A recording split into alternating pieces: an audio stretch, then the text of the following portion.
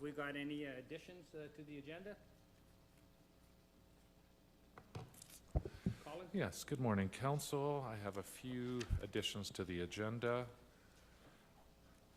just let everyone gather their things. So under number 6, Planning and Development, we have under 6C, application withdrawn.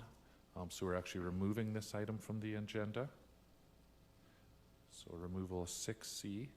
Under 9A, we have under Agricultural Services, we have a public hearing at 10:20, and it's regarding 9A hang lease, Lot 4R, Block 1, Plan 7620419.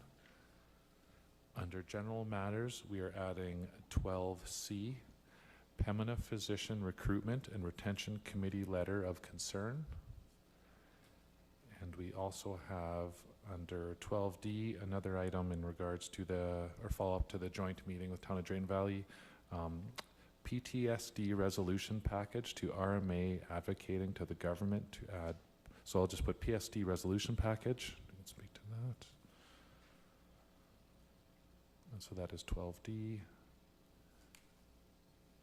And then under 35, closed session, 2 p.m. discussion with legal counsel.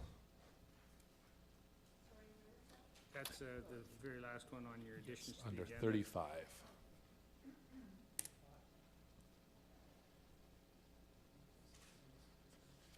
Is that it, Colin? That is all from administration. Councillors? Kara? Thank you. Under 15E, can we put lobbying Calgary? 15E, Kara? E is the next. Lobbying for Calgary. Stampede. For WEC.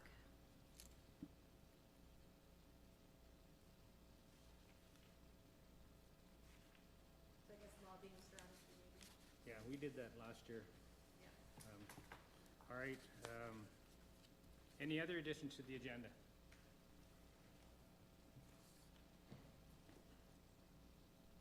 Nothing? Dallas, you got a light on? Sure do. I move that Brazeau County Council adopt the agenda as amended. Discussion? All those in favor? Carried unanimous.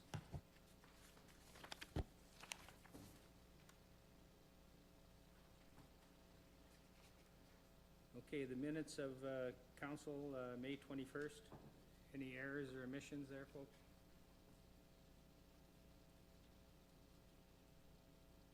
Seeing none, Donna, go ahead. To adopt the minutes of council meeting for May 21st, 24. Discussion? Oh, Sorry. go ahead, Cody. I believe it's page 17. 17. And, yeah, so Yellowhead Regional Library Board, I didn't have a report for. Okay. And that's all. Oh, Report was no report. My report was no report. That's right. All right, so other than that, is there any, no, motion to approve the minutes? Oh, Donna, move to approve the minutes with corrections for May 21st, 24 meeting. discussion, all those in favor?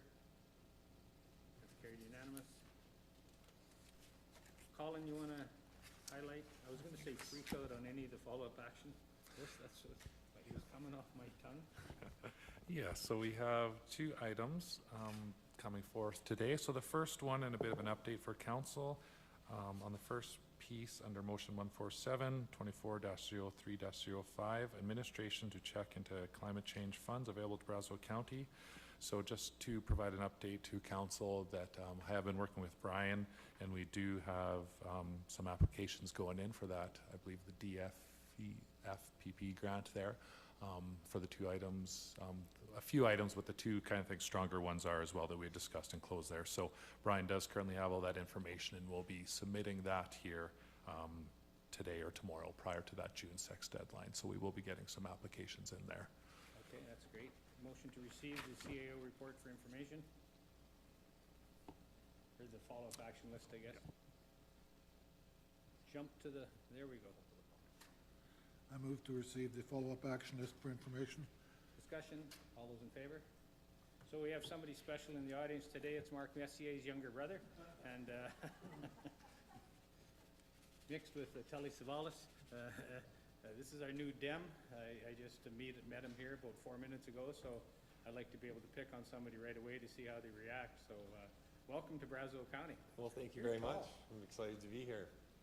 Yeah. Well, that's good. And Mark, may I say, was probably my favorite over Gretzky. So. Yeah. I always wondered when I was younger, why is he still wearing his helmet? I'm like, oh, because he's losing his hair. It took me a while to figure that one out. So.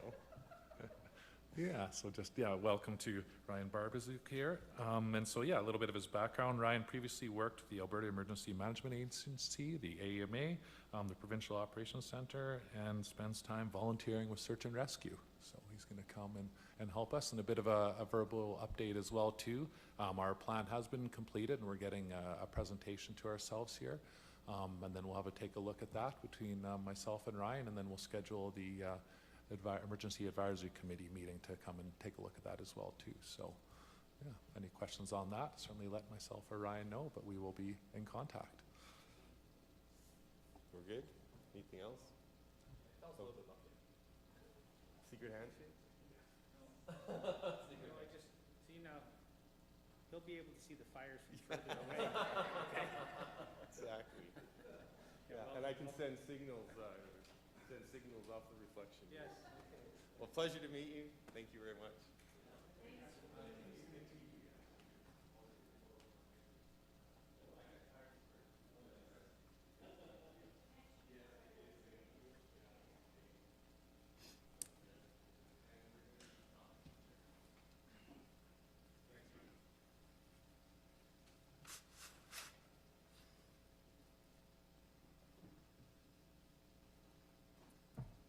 All right, so that was the introduction, I guess, eh? All right. Designated a community for rural renewal stream. Who's doing that, Colin? I can handle this one, and this was another item that had come out of the joint meeting with the town of Drayton Valley in regards to us joining Drayton Valley's application as a designated community to help facilitate the hiring of some workers out there. As council was told there, they currently have a process and an individual handling all those coming in, and they have heard from county residents and business owners looking to access that program as well. So if council would make a motion to have administration work with the town of Drayton Valley to join their application as a designated community, administration can work. And I believe the first step was to send a letter to the province asking that we be able to join their application as a designated community, and then administration will come back to council with confirmation that has been done, and as well as what the process will be upon someone applying to the program to providing that that application or that endorsement essentially in the end that happens there. So just kind of the early stages now, but we will be working with the administration with the town of Drayton Valley to facilitate this if that's council's wish. Okay, what's your thoughts, councilors? Administration's looking for a motion to work with the town of Drayton Valley to provide the renewal stream. Donna? Cody? Oh, Cody, go. Go ahead, Cody. Okay. I move to direct administration to work with the town of Drayton Valley to make Brazeau County into a designated community. Discussion? All those in favor? All right, that's carried unanimous. How's our time? We're good for a little bit here.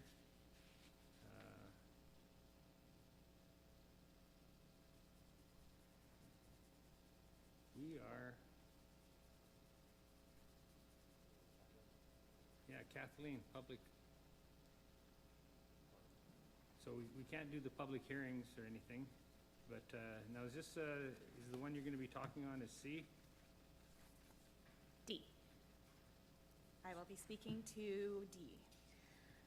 The repealing of the intermunicipal collaboration framework between Brazeau County and the County of Wetaskiwin, along with an updated ICF, or intermunicipal collaboration framework. So basically updating it and then repealing the other one. So on page 109, if you want to follow along, I I will get started. So this process is related to originally looking at the intermunicipal development plan between the County of Wetaskiwin and Brazeau County, which has a public hearing scheduled at 10, but this is its own individual document, which is the intermunicipal collaboration framework. And what we're looking to do is make it its own standalone, clean document. The current version that's in place right now references the intermunicipal development plan. Because back when we created the two documents, when we started the process, they had to be connected. So you had to have an intermunicipal development plan before you could have an intermunicipal collaboration framework, and they needed to be connected. Of course, the government has changed a few things, particularly in 2020, when it made it so that an intermunicipal development plan was not required, and made the intermunicipal collaboration framework a standalone document. It also changed it that it no longer needs to be passed by bylaw, it can be passed by resolution. So because of those two changes, we have in front of you two requests or two recommended actions. The first is a cleaned up version of the intermunicipal collaboration framework. That can be found in Appendix A. This was presented to Council previously as a red line version on May 9th. And so it starts on page 112. Just a couple highlights of the things that we did. We removed any reference to an intermunicipal development plan and put the information directly into the intermunicipal collaboration framework. So no going between documents, everything's clean, clear, and in one document. We removed the word party and replaced it with county or counties, partly because the word county and counties had been defined and party hadn't been, and it made the document similar to the other intermunicipal collaboration frameworks we have, as well as just a clearer, easier document to read. And finally, because we were making changes anyways, we did update it from the Court of Queen's Bench to the Court of King's Bench. Those were the changes that you will see within that Appendix A document. Then, because we had passed the original intermunicipal collaboration framework by bylaw, we have a repealing bylaw for that one. Not 100% necessary in theory, because the new intermunicipal collaboration framework, if passed through resolution, would take precedence and be the one that would be standard. We're doing it for paper trail, clean, clear, transparencies, that the original ICF bylaw is now repealed through the repealing bylaw, which did receive first reading on May 9th, and is being presented today for second and third reading. We do request that council make a decision on the updated, we're calling it the updated June 2024, so Appendix A, intermunicipal collaboration framework, before proceeding with the repealing bylaw, because an ICF is required for all municipalities, so we need to ensure that the new one is approved by resolution before completing anything to repeal the current one, so that we continue to have an ICF in place. So you'll see two action steps, one that council, or recommendations, that council pass by resolution, the intermunicipal collaboration framework between Brazeau County and the County of Wetaskiwin as presented in Appendix A. And then the second action is to go ahead and move forward with repealing the intermunicipal collaboration framework through bylaw 1183-24. That's a lot of information, and I'm here to clarify or answer any questions you might have. Any questions?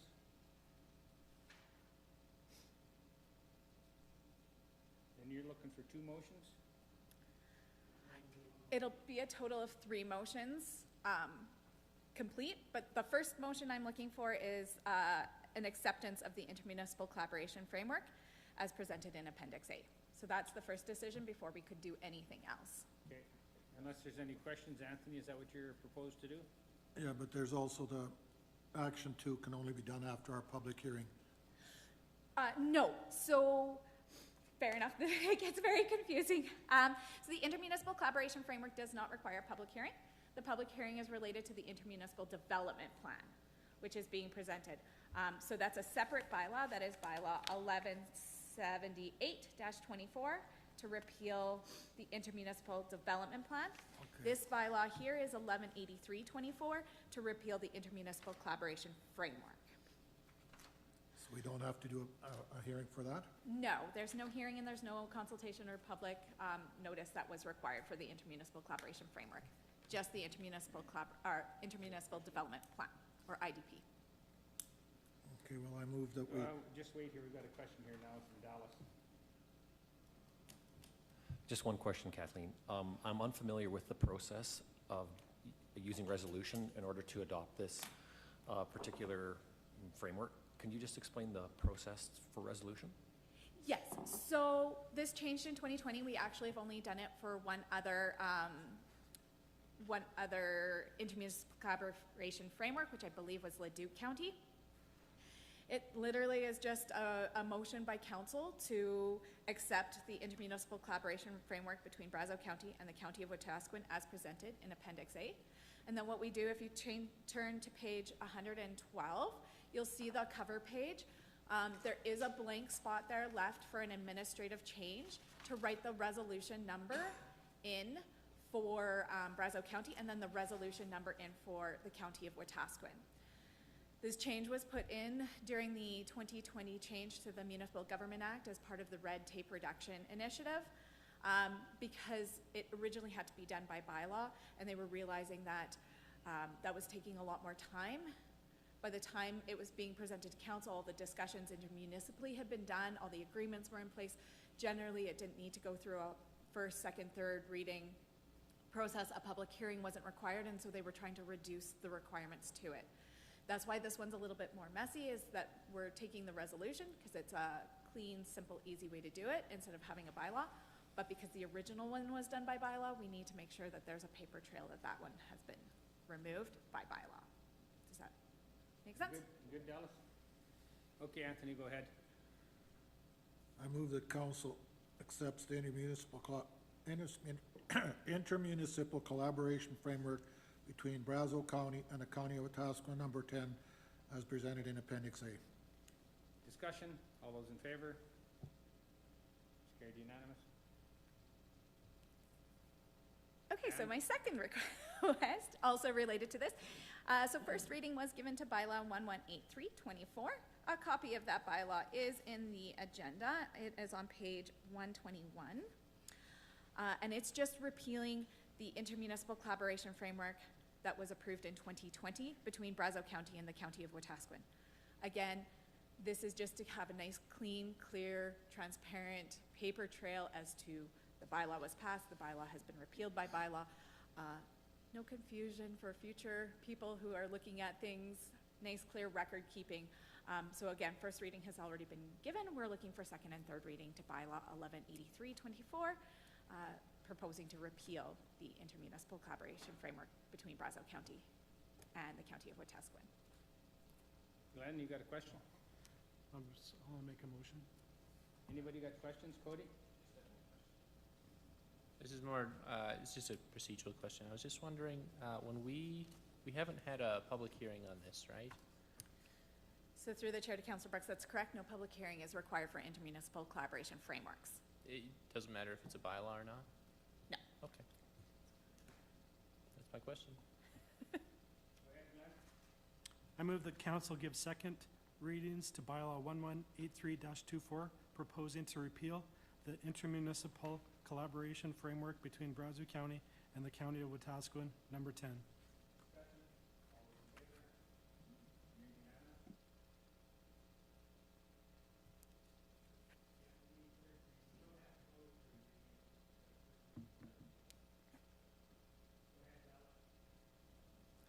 I'll move that Brazeau County Council give third reading to bylaw 118324, proposing to repeal the intermunicipal collaborative framework between Brazeau County and the County of Wetaskiwin, number 10.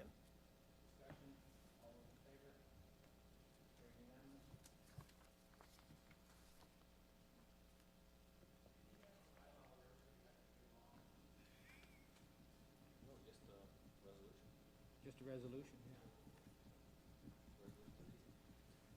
Danya, take it away. Good morning, Reeve and Council. We will jump to page 135 in the agenda, AG 16 conference reports. At the April ASB meeting, by motion, the board had requested administration to draft the attached policy.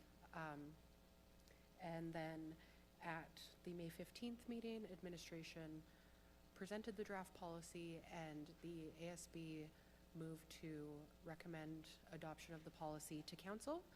So benefits of the policy, it sets clear expectations for ASBA members attending conferences, and you can see the draft policy on page 137.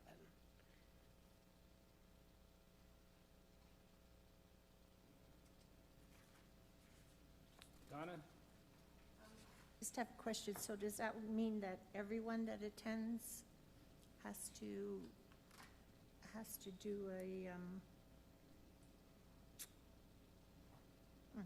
report? Thank you.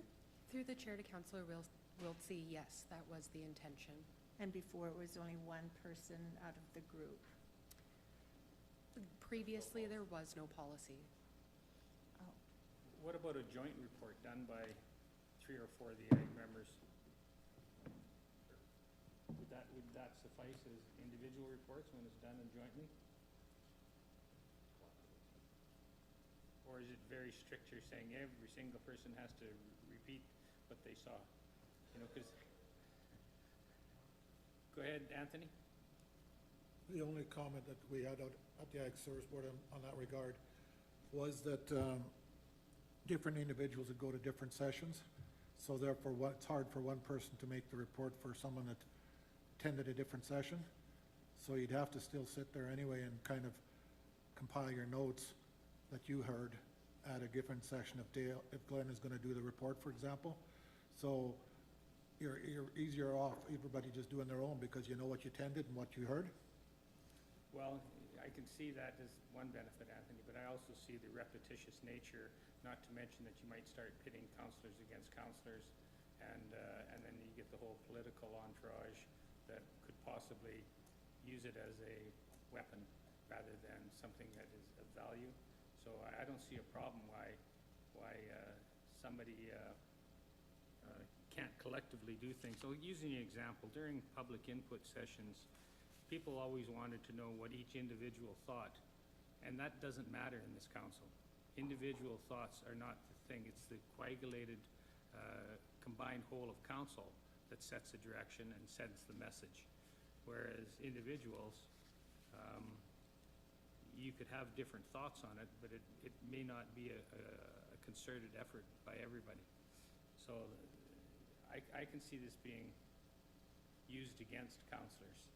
And somebody says, well, I saw this, and the next person says, well, no, that's not true, you know? You totally misread the speaker, you know? So I see there should be an avenue that you can do a collaborative report. We don't send individual reports from every single councillor to the ministers. We send a combined voice to the ministers. So that's my thoughts on it. Cody? I was just thinking, if we're going to have a report submitted to the ASB agenda, I was thinking it might be also useful to have it on council's agenda. That's a different subject, but It is, that can be. but my raised. light's been on for Right, like, right now, we're since- talking Ag Service Board, and we haven't got that on the agenda right now. no, I'm talking about, so adding onto this policy, so it says to be included in the ASB agenda, I would just ask that it be also included on the council agenda. If that makes sense? No. Oh,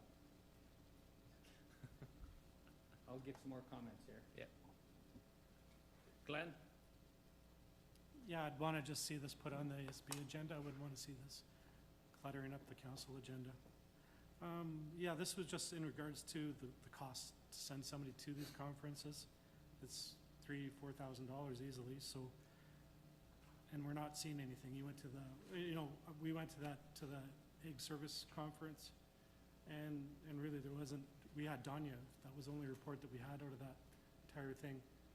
So there should be either a collaborative, like you said, something should come, but there should be something that comes. I'm okay with every counselor doing a report as well. But yeah, we should have something that comes out of that. I like the event. collaborative things, because you know how you bounce off ideas, somebody speaks, somebody says something, and it spins a new web of a combined thought, rather than each individual's opinion of what they thought they got out of it. Anthony? To comment on your remark you made earlier, though, where council speaks with one voice, one letter, that's after a vote is done. That's how the letter comes. when people attend conferences, they don't necessarily hear the same thing. And when they're reporting back what they learned and what they heard, it might be 2 or 3 or 4 different things. But that's where a combined report will have a complete report done, capturing the different meetings and the different sessions that's going on. Glenn goes to something, he says, well, I saw this at this particular session that I was at. So I see it as being more efficient. Kara, what's your thoughts? I have to do a report every month for RMA, and it's just point form, but it stays only between the board and the pertinent staff, so it's point form. Nobody's there grading you on your grammar or your ability to read and write, and it's just simple to the point. And sometimes, in some cases, we collaborate too on the stuff that we do. So, I don't. When I read a report, I agree with what Bart's saying. Collaborative I think is a great approach, and you can be in the same session and hear 2 different things, and I completely agree with that, because I do a lot of this stuff, and I can concur with that too. So, I think if I'm easygoing with whatever you do, collaborative to me would be probably the easiest, and stay high level with it. Don't get into too much detail, yeah.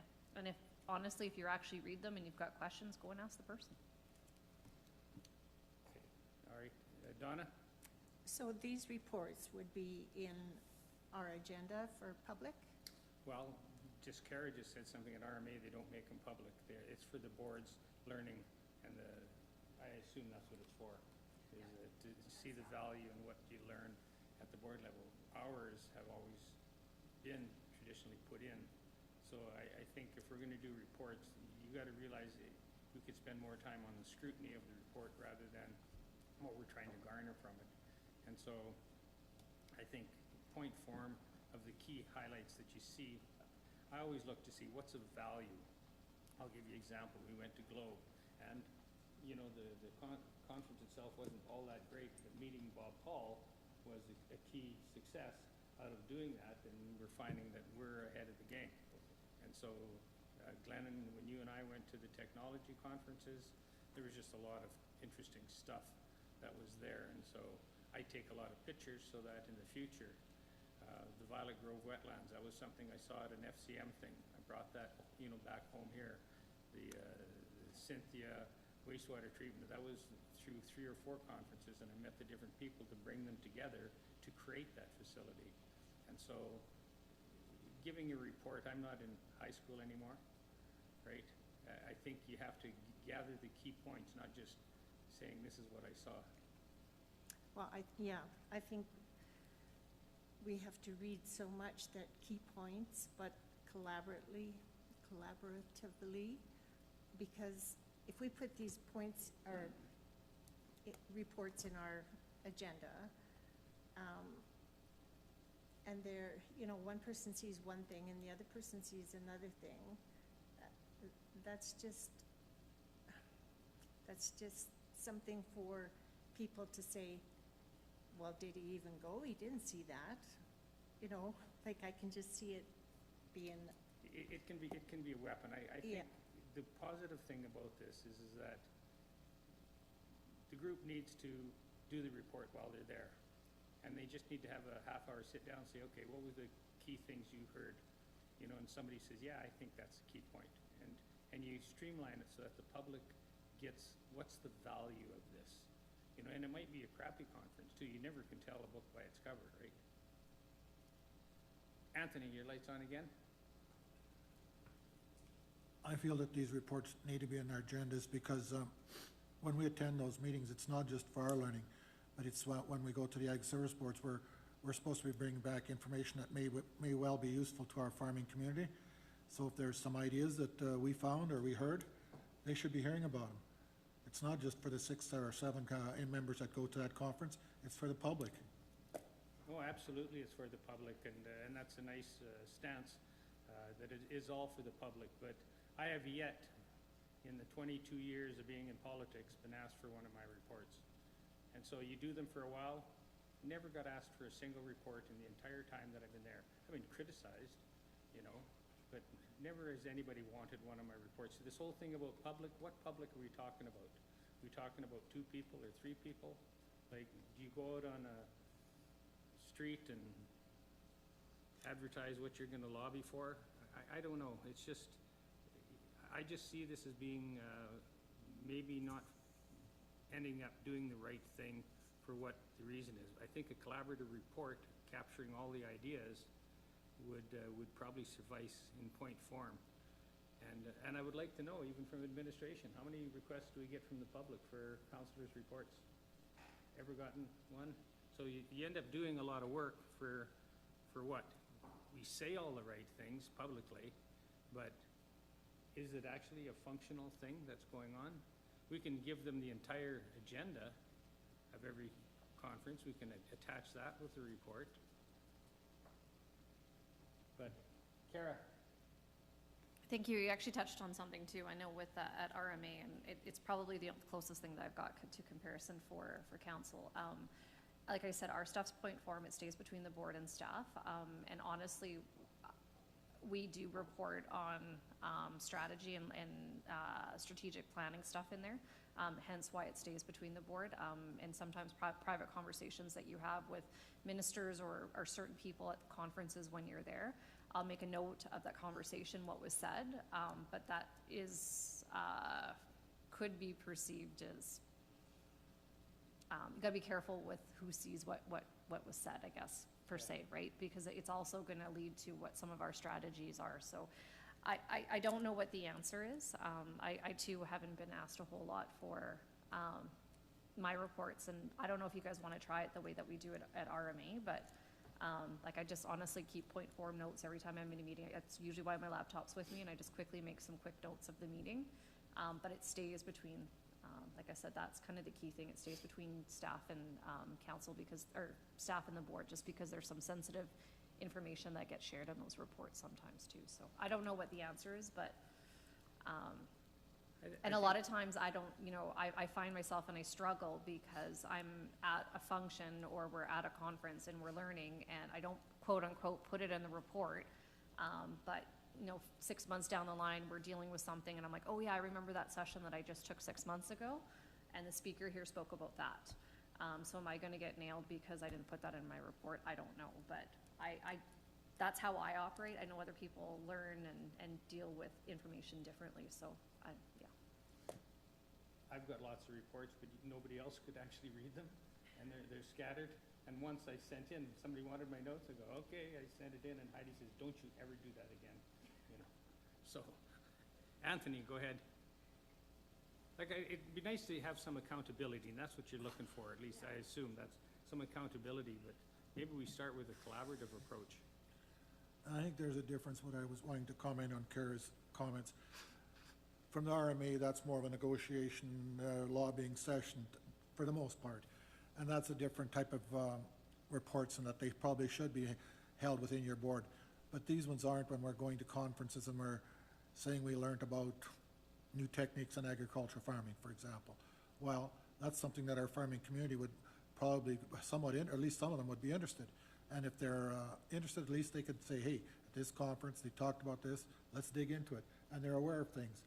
Where it's quite different than what the RMA is doing, where they're basically taking lobbying sessions and sitting down with ministers and probably getting comments that they really don't want published, but this is different. I'm not promoting that we not make it public. I have no problem with it being public. But I think there should be an option, individual or collaborative approach. Glenn? I'll make a motion then. Well, just if there's more questions here. Okay. Go ahead, Donna. See, the question is about misunderstanding. I think Anthony misunderstood that I didn't want a report. I think it should be collaborative about, from everyone if we're going to do a report, not just one person's opinion.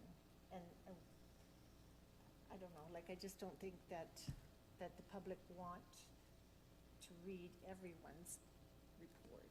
Right. Just make one. Well, yeah, I suppose. Okay. Glenn, you wanted to make a motion? I move the council approve the AG 16 conference reports and include a collaborative report in point form being an option. Okay, thanks for that, Glenn. You listened very well. Discussion. All those in favor? Those opposed? Noted.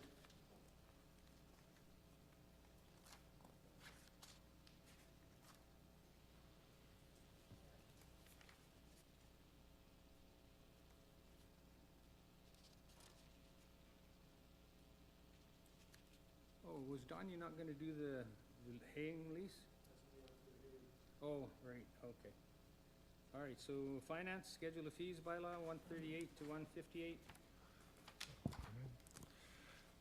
Yes, as mentioned, finance is bringing forward bylaw 1165-23, known as the 2024 Schedule of Fees. The recommended action is a council give third reading to bylaw 1165-23, the 2024 Schedule of Fees. On page 138 of the agenda, we kind of have a bit of a sequence of events as administration has brought the Schedule of Fees bylaw forward a couple times, and went back with a few things to either include or work on. And so administration has come forward with 3 changes proposed to be changed in the 2024 Schedule of Fees bylaw. As mentioned previously, with the 2024 Schedule of Fees bylaw not being passed, the 2023 Schedule of Fees bylaw rolled over into this year, so it has been enforced during this time. The first change that administration has brought forward is located on page 151 of your agenda, and administration is proposing to change the fee for Brazeau County flags from $100 to actual cost to make this a cost recovery item. And as mentioned, that page is on 151. Under E, agriculture, this is listed on page 153 of your agenda. This is to add the fire suppression trailer that was brought forward through the budget process and was approved by council and has been added to the schedule of fees along with rates recommended by ASB. As mentioned, that's on page 153. And the last item under F, miscellaneous, and this is on page 155 of your agenda, and all cemetery costs associated with the grave opening closing are proposed to be eliminated in line with council motion 285-24-05-09. And as mentioned, if any or all the proposed changes are approved, administration will adjust the necessary numbering in Schedule A so it all flows a little bit cleaner there. If there are any questions, I'd be happy to answer them. Questions, councillors? Cody? I kind of hate to do this. I was wondering if we could add something under our dust control policy. It is just, it's come to my attention over the last few days that our mobile home parks don't have any access to the rebated dust control. And so I was wondering if I could get council support to include the mobile home parks in the formula somehow. I guess you'd have to decide which part. The private road could possibly be doing it, but the park owners, that's the only part that could be, because the rest of it's all privately owned. It'd be like dust controlling my driveway. Yeah, and I understand that. I mean, we do, they're low priority, but we do, like, we snowplow some people's driveways. So I don't think there's really I don't think there's a conflict in dust controlling. I mean, they're still paying, they're just getting the rebated rate, right? Like, there's still residents, you know, they're still paying taxes, that sort of thing. So I feel like it would be, I don't know, I think that it would be fair to include them, and then I think that includes every resident. I don't think there's anybody else that's that falls outside of this, but. Thoughts, councillors? Glenn, then Anthony? That dust control is hard on trees, if not just toxic. Germany's banned the use of salt. You get $10,000 fine if you're caught salting your driveway for ice. So if we go in and salt a bunch of private properties, they're gonna come after us. Well, we also seen it in town though, where people are seeing, the trees are dying along the roads, and they're identifying it correctly as salt from snow salting, right? So I don't wanna go in on private land. It's one thing for us to do it on a rural road. We're responsible for that. We've seen that where we own land that's got salt on it, we're dealing with that. So I don't wanna do people's property and contaminate them as well, and then be on hook for it. Thanks, Lynn. You want a rebuttal right away? Yeah. Okay. Yeah, and I can appreciate that, but I have been asked for this fairly recently. I wasn't able to get a hold of them. They left me a message, I left them a message kind of thing. But, you know, one of the park owners had asked me for this, and so, you know, it's going to be on their request, right? Like, we're not just gonna be dust controlling just 'cause, right? Like, they're gonna request it, they're gonna pay for it. They're just asking for a rebated rate. They can get it as is, it's just at the full rate is the thing. So, that's how they're asking for. But they're taking that responsibility, as Glenn has alluded to. Hmm? Right? They're taking responsibility of that when they're buying it themselves. Well, I think we're still doing it. They're just not getting the rebate. They're paying the full price. I'll go to Anthony, then Kara.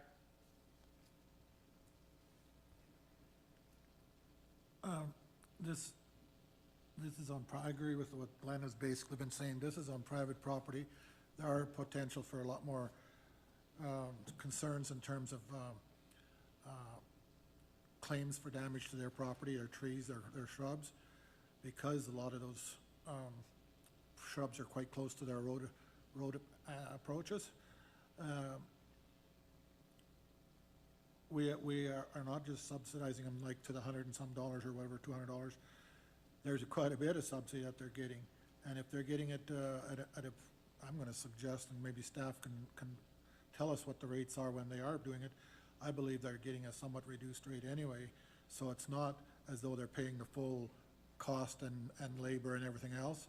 So I think that's the only thing that Birchwood got is a reduced rate too, where we did the work and they paid for the product, I believe it is. So, I mean, likewise, it's probably similar to what mobile home parks are. So I think they're being treated equal and fair, and it's just the way we've been doing it. We also avoid, at least from my point of view, if they're asking for it in the way we have, it reduces the liability from my point of view. Kara, I'll bet you're gonna say something about insurance. Excuse me, sorry. Oh my gosh, sorry. No, actually, I believe, and correct me if I'm wrong, but this is actually a policy discussion, not a bylaw discussion. And could be addressed through policy and not our bylaw. Cody? That might be true, but it does fall under our schedule of fees. You know, under number 3, we have dust control. We have country residential subdivisions, rural road residents. You know, we have industrial, commercial, but we omit the mobile home parks.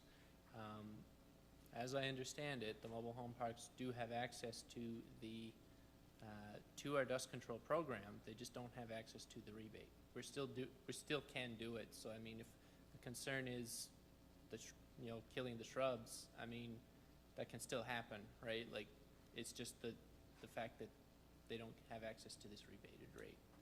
So. But you have to figure out which part. The parts where all the trailers are, that's all private land. That's not municipal land. And so the little part that comes into the RV park might be municipal land, and that's what they could apply for that portion. They can't apply for the whole thing, because that's all private land. And that would be like the 7,000 other people that are out there, they've got driveways. You know, maybe that's what I want to do, is have dust control on my driveway, right? And that's private land. I think that's what they can use their tax rebate on.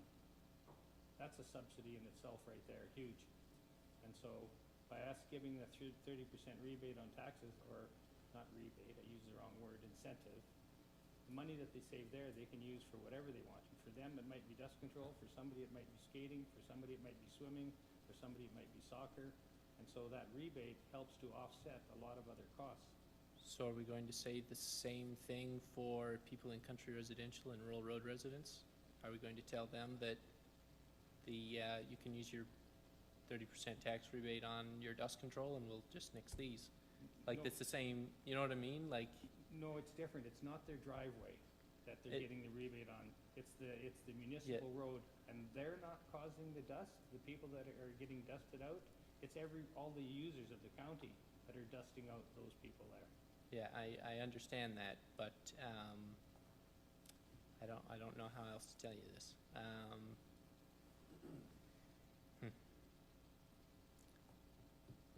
Through the chair to administration, do the mobile home parks have access to the dust control, not necessarily the rebate, but the, just dust controlling the trailer parks, as it is?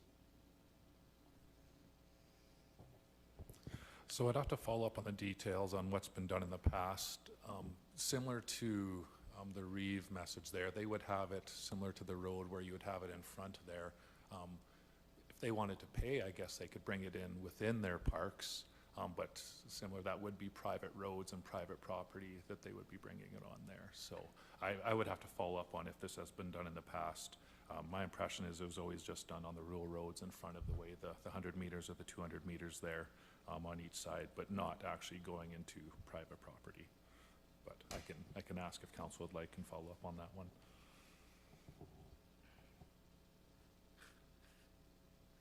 You can always make a motion, Cody. Kara? The other piece, sorry, as I was sneezing earlier, you did bring up a point too. We would have to look into the liability because this is private land and a private road. So you'd have to, I would suspect, do some digging on the liability piece too as well. It's different when it's a public road, but this is, would be private. It's privately owned. See, I told you guys. She just kind of hit it. She waited later on. And then she talked about insurance. All right. Donna? So in our subdivisions, They're the public roads, not the actual driveways. they to are each. public? Yeah. Okay, all right, thank you. It seems weird that they're public because of, But once a the con- development is done, they become public roads. All the interconnecting roads, once it becomes, they all become public roads. okay, thank you, I did not know that. Okay. Just for Donna's background, usually we wait a year to see if the roads failed, and then the developer has to go back and fix. But generally, correct me if I'm wrong, then Public Works will go out, do an inspection, and then we take the roads over. Cody? Okay, I have a motion. I move to direct administration to bring back information regarding dust control in mobile home parks. I'd hate to chew my cabbage twice, but the motion's on the floor. So, all those in favor? Those opposed? Anthony, are you and I agreeing? So that's carried. Dallas, Bart, and Anthony were opposed. All right. You guys just about ready for a 5-minute break? Let's declare a 5-minute break.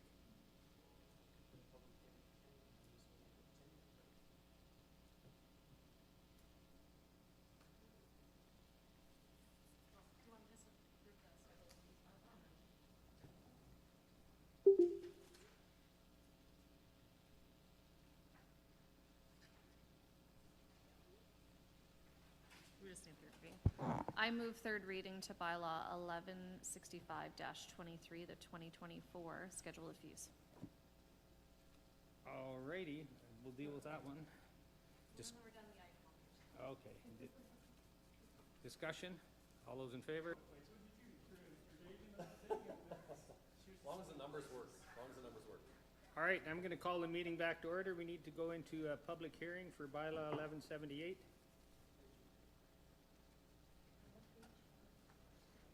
That's, page 63 to 85. Kathleen, are you doing this one? Okay, so we'll go into public hearing first. Anthony? I move that we go into public hearing for bylaw 1178-24. Discussion? All those in favor? Okay, and this is to repeal, Yes, so good morning, Ripon Council. This report in front of you, as mentioned on pages 63 to 85, is related to the Brazeau County and County of Wetaskiwin number 10 intermunicipal development plan. So the intermunicipal development plan originally was required between all neighboring municipalities. And then in 2020, during that red tape reduction initiative put on by the province, an IDP was, or intermunicipal development plan, was no longer required if in agreement between both municipalities. So when we were completing our 4-year annual review, or annual review at the 4-year mark, for the Brazeau County and County of Wetaskiwin intermunicipal development plan, it was determined that a plan was no longer required between the two municipalities, and that was brought forward to council and in agreement with council through a motion. So we have moved forward with creating the repealing bylaw. This bylaw does require a public hearing and notification. So all adjacent landowners, or sorry, not really adjacent landowners, all plan area landowners, so everybody within that plan area did receive a notification. And then we did send referrals to referral agencies, internal departments, and then those plan area landowners. We received no comments from referral agencies. Our internal departments, Public Works and Community Services, both provided stating that they had no concerns with repealing this plan.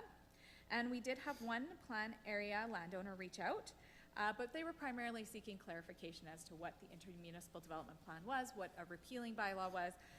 Once they had their questions answered, they had no concerns or further comments. They just were seeking clarification. The County of Wetaskiwin currently does also have a public hearing scheduled for today on the same matter.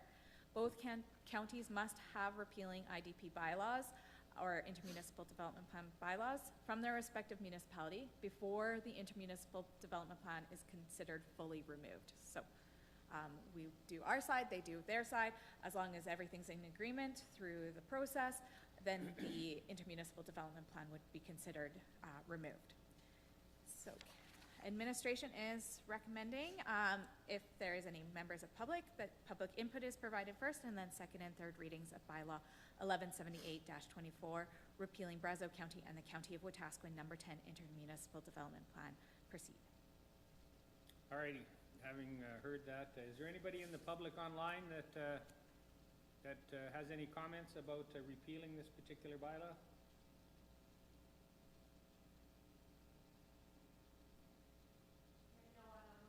Nobody's online, Tina? Thanks. All right, nobody in the public, I'm assuming? Want to complain? All right, we'll have a motion then to come out of public hearing for 1178-24, and then we'll be looking for a motion. Or two motions. Go ahead, Donna. I move to come out of public hearing for bylaw 1178-24. Discussion? All those in favor? Carried unanimous. Now we need somebody, if they wish, to make second reading for bylaw 1178-24. Go ahead, Dallas. I'll move that Brazeau County Council gives second reading to bylaw 1178-24, repealing Brazeau County and the County of Wetaskiwin number 10 intermunicipal development plan. Discussion? All those in favor? Okay, somebody want to give third and final reading? No, once first reading is gone, you don't have to. That's only if you want to do them all in the same session. And so it's just to give third reading right now. Can you guys argue later? Yes. Okay, great. That's what we do. Donna. I move third reading to bylaw 1178-24, repealing Brazeau County and the County of Wetaskiwin number 10 intermunicipal development plan. You could have just said you're fired. All those in favor?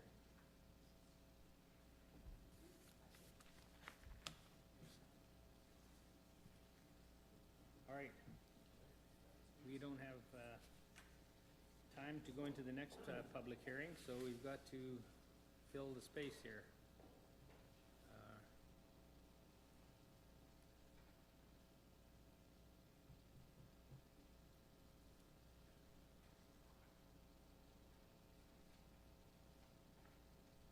General matters, zero fee assistance.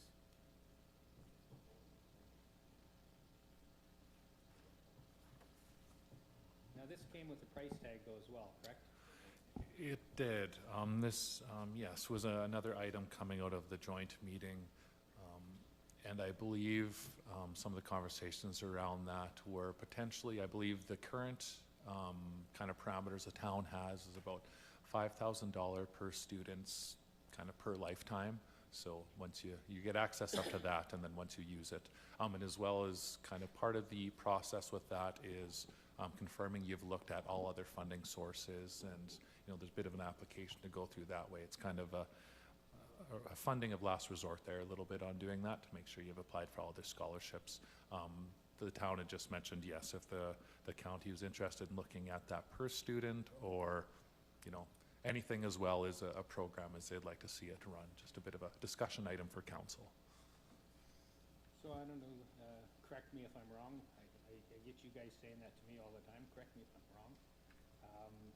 But didn't the town suggest that the reason they were doing the zero fee is because they saw other benefits?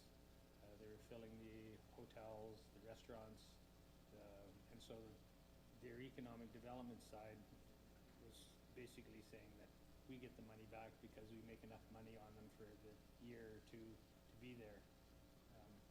So I'm wondering if we could tailor it differently, because we won't get that benefit. You might get the odd person staying in the county, but chances are they're in a new community, they're gonna wanna stay close to population. Go ahead, Kara, and then Cody. Thank you. Through the chair to council, I hear you on that point, but we have to remember too, those businesses in town are actually owned, quite a few are. I believe the last study showed over 70% were actually owned by county residents. So there is a indirect benefit to the municipality too, when you look at it from that perspective. A lot of those businesses are owned and operated by county residents.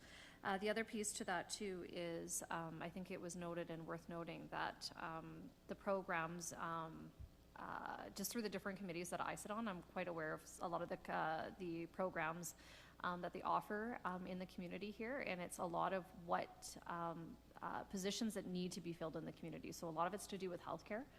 We have a lot of vacancies around those positions. So not only would we be helping someone get through the programs financially that way, but we're also going to be filling those muchly needed positions within the community. So RNs, healthcare workers, those that work in the senior facilities in town, yes, they're in town, but they're also full of county residents that have sold their acreages and their farms and have moved into assistant living. So there's that benefit too as well. Okay. Donna? I had a county resident, it would be 3 years ago, I believe, that really wanted to go to the school. She was raised in the county, big farmer family, and she was turned down because she lived in the county, and we weren't, I mean, she could go to school there, but she had to pay for her tuition, whereas in the same class, there was 8 other people that didn't have to pay. So, yeah, I had a hard time on the phone telling her, giving her a reason why. So, personally, I would like, I don't know about an ongoing thing, but once, maybe a one-time thing. Was it 5,000 a year, or was it 5,000 for the course? 100,000. What? Was it 100,000? No, that would be a budget. That's right, that's a budget. So that would be 20 students, 5,000 a person. You don't get it per year, or is it just for the course? No. If it's a 2-year course? My understanding was it was 5,000 per individual lifetime. Say I were to take a course, I could access up to $5,000 funding, but next year I couldn't access another 5,000. So it wasn't an ongoing, it was just kind of, maybe I used 1,000 this year and 1,000, 1,000, 1,000, but there was that cap of 5,000 per individual. And these are for what, like a year-long course, or like a semester, or 2 semesters? I believe that would probably be course specific. I don't know, it's like some of those healthcare ones with LPNs and stuff like that. I believe those would probably be a multi-year type course. And then again, I guess if they're offering any trades type work as well too, depending on hours, that can stretch over as well too. Cody, then Anthony? Yes, I was just wondering, do we think that there's a lot of people coming in from, outside of Drayton Valley and Brazeau County to utilize Like this? Mexico? I'm just thinking, no.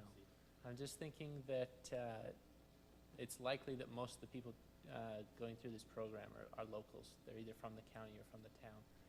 I don't imagine somebody's going to come from Calgary to go to Drayton Valley to, get this benefit.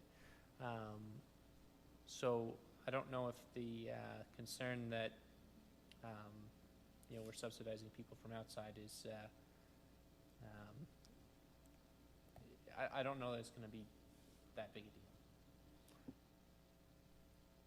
At some point, there was an international, because I remember meeting a number of folks from India and Pakistan and places like that were taking the schooling at, but maybe that was a different program than this? Yeah, I think it was different. That was a different one, okay. So this one is just tailored for essentially Alberta? Local. Okay. Yeah, and I believe, and they had provided a bit of that stats tracking sheet. I believe there was maybe 8 Brazeau County residents, 5 to 8 individuals maybe who would be, applicable. And of course, they would also have to show that they've went through different forms of funding to see if they could top things up that way as well too. So not that each would require that full 5,000, but I do believe they had about, half, a handful of individuals from the county who were looking to access their classroom. So they may not get 5,000, because if they get 3,000 or 4,000 from other grants, then they only get the balance up to 5,000, okay. All right, Donna, and then Anthony? You know what? I forgot. Okay, well, that's good, I remembered. No. I'll come back to you. I believe what I was going to say is, those first ones that you were talking about, that was a different program. That was, Okay. I think even that was provincial or federal, I'm not sure. But even if we did one a year for only county people,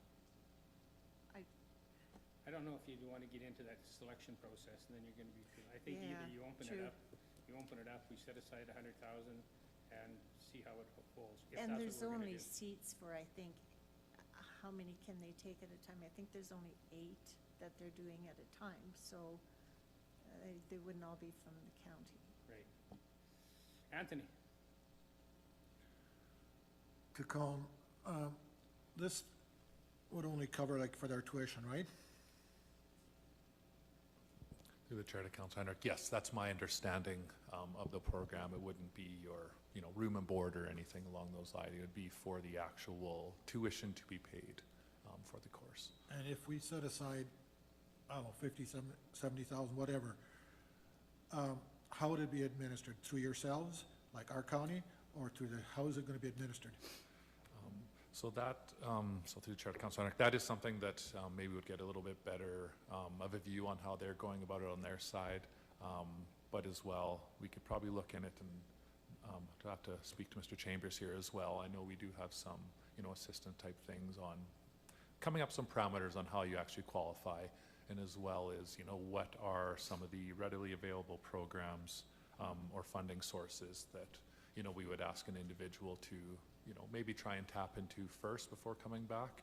So we'd have to do a little bit of legwork just to kind of fill out that application, some fair criteria as well too. So administration could, have a takeaway to go look at that and propose some ideas and bring it back for council's discussion to kind of see how it would go about administering that. But we would have that be administered through administration. It'd be nice if we could just give the town the money and say, this is for county residents, and let them screen the process. Because at some point, they're gonna wanna be able to control the numbers, because let's say you get 8 applications, they may not want their entire school to be booked into for the 8 people from the county. So I think there's gonna have to be some coordination with them, and maybe if you could find out, can we just fund up to 8 students or up to 10 students a year and set aside some money in the budget? I think Anthony was asking it because if we spend all the money on administrative No, but process. I'm more also concerned, Bart, that some other programs have been non-county students, so I mean, in other words, non-town students, I mean, so they were county students, but which county? And so sometimes there's that, oh, that's just a county person, maybe County Leduc, but we're, you know, I want to make sure that if we're paying for residents, they're residents of Brazeau County, not some other county, so, and not considered as some other boards that I've sat on in the past, oh, they're a county resident, but not which county? Yeah, well, that just makes sense, but it maybe just has to be clarified that we'd be So- putting aside so much money for subsidizing county residents for the education that they qualify for. Because I don't see how it would take very much time of either Colin or Lee's department, whoever's would be in charge, for them to run through the application, say, yeah, that's from resident in Brazeau County, boom, okay, go ahead.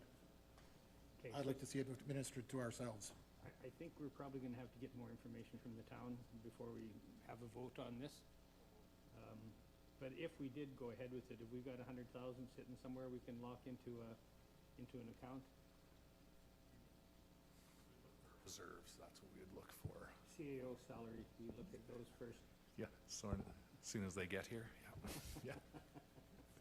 But no, we could, administration can bring back an update report for council, and like I say, we can get into some further communications for the town there, but as Councilor Heinrich mentions, that's something that the verification of a Brazeau County resident, that's certainly, we could have ways of going about doing that.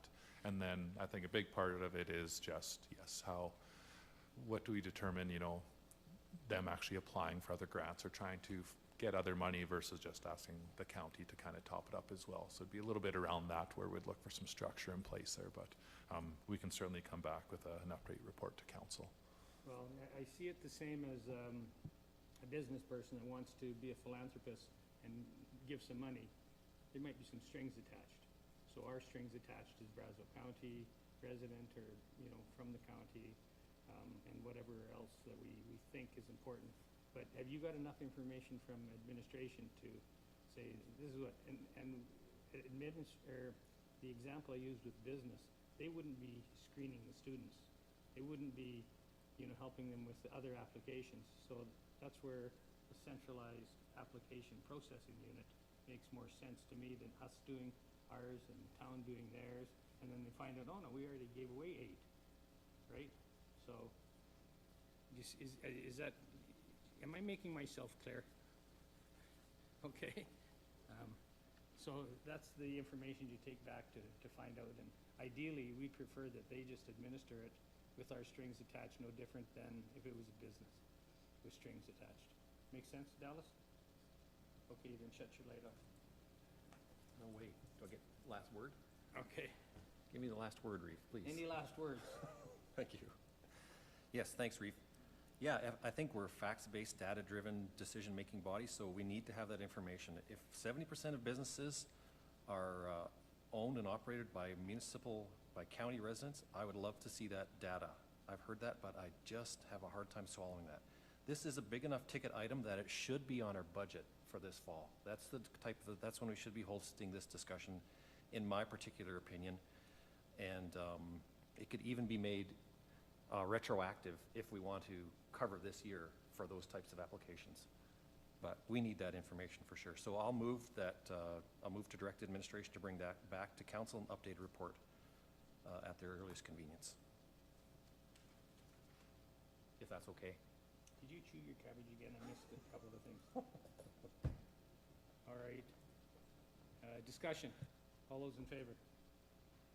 That's carried unanimous. And you realize that 87.3% of all statistics are made up, including that one. Okay. Oh, you guys always want to do all the talking and leave me quiet. All right, let's go into a public hearing. Anthony? I move that we go into public hearing for bylaw 118224. Discussion, all those in favor? Carried unanimous, okay, take it away. Good morning, Reeve Council. I'm presenting land use bylaw amendment for file 24A-004, and that can be found on pages 86 to 94 in your agenda package. And this is to give second and third readings to bylaw 1182-24 for the rezoning of part of Northeast 1948-7 west of the 5th Meridian from rural industrial to agricultural. The property is located south of the town of Drayton Valley and immediately west of Highway 620, south of Township Road 484, from which the subject parcel has access. The applicant would like to revert the parcel back to agricultural use, and the parcel is approximately 134.42 acres. The location and aerial maps can be found on pages 88 to 89. The application was circulated to internal departments, referral agencies, and adjacent landowners. Internal department responses came from Public Works and Agricultural Services, which had no concerns. Comments received from referral agencies identified that they had no concerns or setbacks. There were no adjacent landowner letters received. Relevant policy was provided in the May 9th, 2024 Council Report. If approved, this zoning district will conform to the current land use bylaw. So the recommendation is that Council give second and third readings to bylaw 1182-24, proposing part of Northeast 1948-7 west of the 5th Meridian be rezoned from rural industrial to agricultural as shown on the attached Schedule A, which can be found on page 93. Questions, councilors? Is there anybody in the public or online that wish to comment on this application? Anybody online, Tina? Nobody online. Okay, thank you. Everybody's enjoying a beautiful day except us. All right, Donna. Oh, go ahead. Donna and Cody, you guys got questions?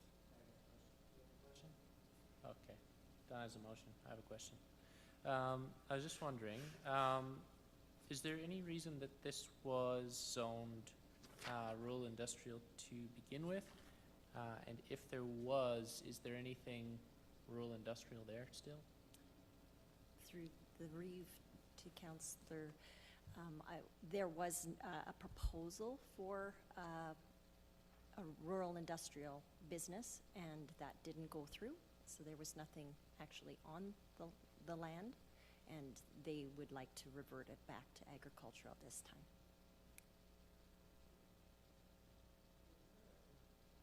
Ag land, is there a tax implication changing the zoning from ag to rural, even though the actual purpose is still agriculture, as you can see?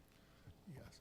So through the chair, so in regards to the zoning, that would not necessitate any changes. It would just be on any of the buildings that would be allowed to be constructed on the site due to the zoning. So the zoning itself would not have any assessment or tax implications. It would purely be based on the status or any improvements built on the property. Okay, so what the actual use is? Correct, yes. All right. Yeah. Okay, anybody got a problem? Donna, you making a motion to come out of public hearing? Yes. Yes? Okay. I move to come out of public hearing for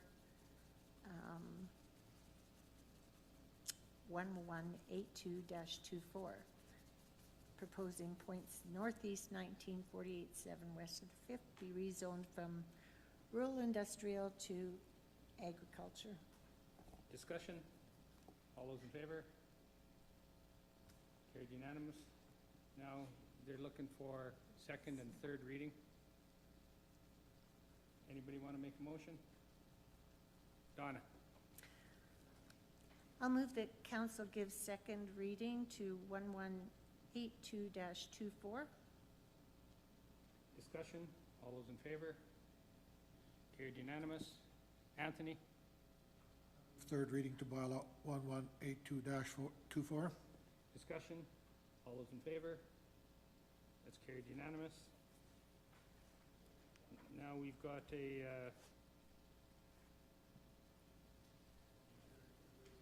yeah, for the grazing lease.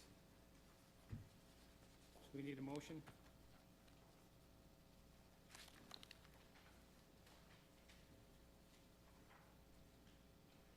Anybody? Go ahead, Dallas. I move that Brazeau County Council go into public hearing for grazing lease, lot for our Block 1, Plan 7620419, southeast of 32497, west of the 5th Meridian. Is that okay? Discussion, all those in favor? Take it away, Danya. Good morning again. I'm here presenting a proposed 5-year haying lease on county-owned land. This parcel is a municipal reserve, so as per the Municipal Government Act, we require a public hearing for that. In preparation for the public hearing, the advertisement was published in the newspaper on May 9th and 16th. The land was also posted on May 9th, as well as all adjacent landowners were notified via mail of this possible lease. Administration did not receive any comments from adjacent landowners or the general public. The lessees this is a renewal. They are adjacent landowners and they are in good standing with that previous haying lease agreement. So administration is recommending that council approve a 5-year haying lease on county-owned land at that location, as well as the lease fee is in accordance with the current schedule of fees. The parcel the cultivatable parcel is less than 10 acres, so that's $30 an acre times 5 years, paid for at the beginning of the lease agreement. And I can take any questions if council has any.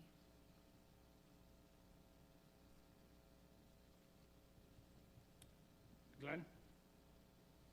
So on this lease, it has an oil well on it. I assume that we still have revenue off of the Ricochet 232-49-7 oil well? Who does the oil revenue go to, is what Glenn's asking? Through the chair to Councillor Gunderson, yes, Brazeau County does receive any lease revenue from Okay. our I properties. just want to check, thank you. Anybody else? Anybody in the public that have got any comments? Online? Nobody online, thank you. Okay, a motion then to come out of public hearing? Jump to the microphone. There we go, Dallas.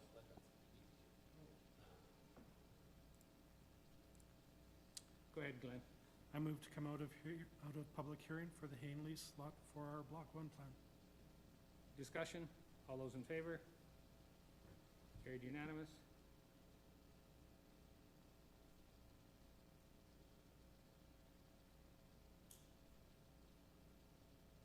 There, now I can see that.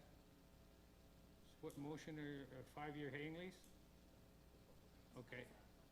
Go ahead, Kara. Anthony was going to make the motion. Just a comment.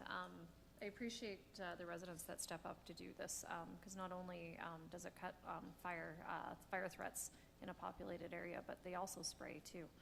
And I know that they're looking after the weeds too as well, so it's good to see. Okay. Anthony? I'm prepared to make a motion. Okay, go ahead. I move that council approve a 5-year haying lease on county-owned land at Lot 4R, Block 1, Plan 7620419, within southeast 32497, west of the 5th.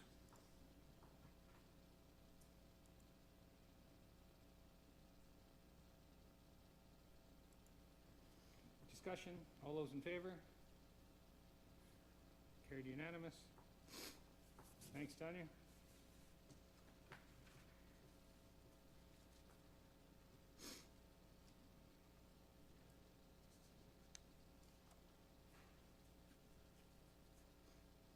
Mayor's Reeves Caucus, 12B.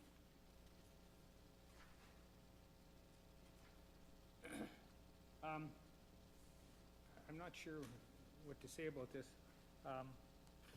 We talked about it at the joint meeting there. They were effective, and it gave the municipalities a chance to showcase their municipalities. And Iveson was quite generous. He funded it all. And we did get some favorable responses on a number of resolutions that group put forward. It can be a local issue taken forward. It can be, something different as well. But since Iveson's been gone, there's been no meetings called whatsoever. And as Nancy said, it's an opportunity to have direct contact, sometimes with the premier, ministers, and that as well, at a function like that.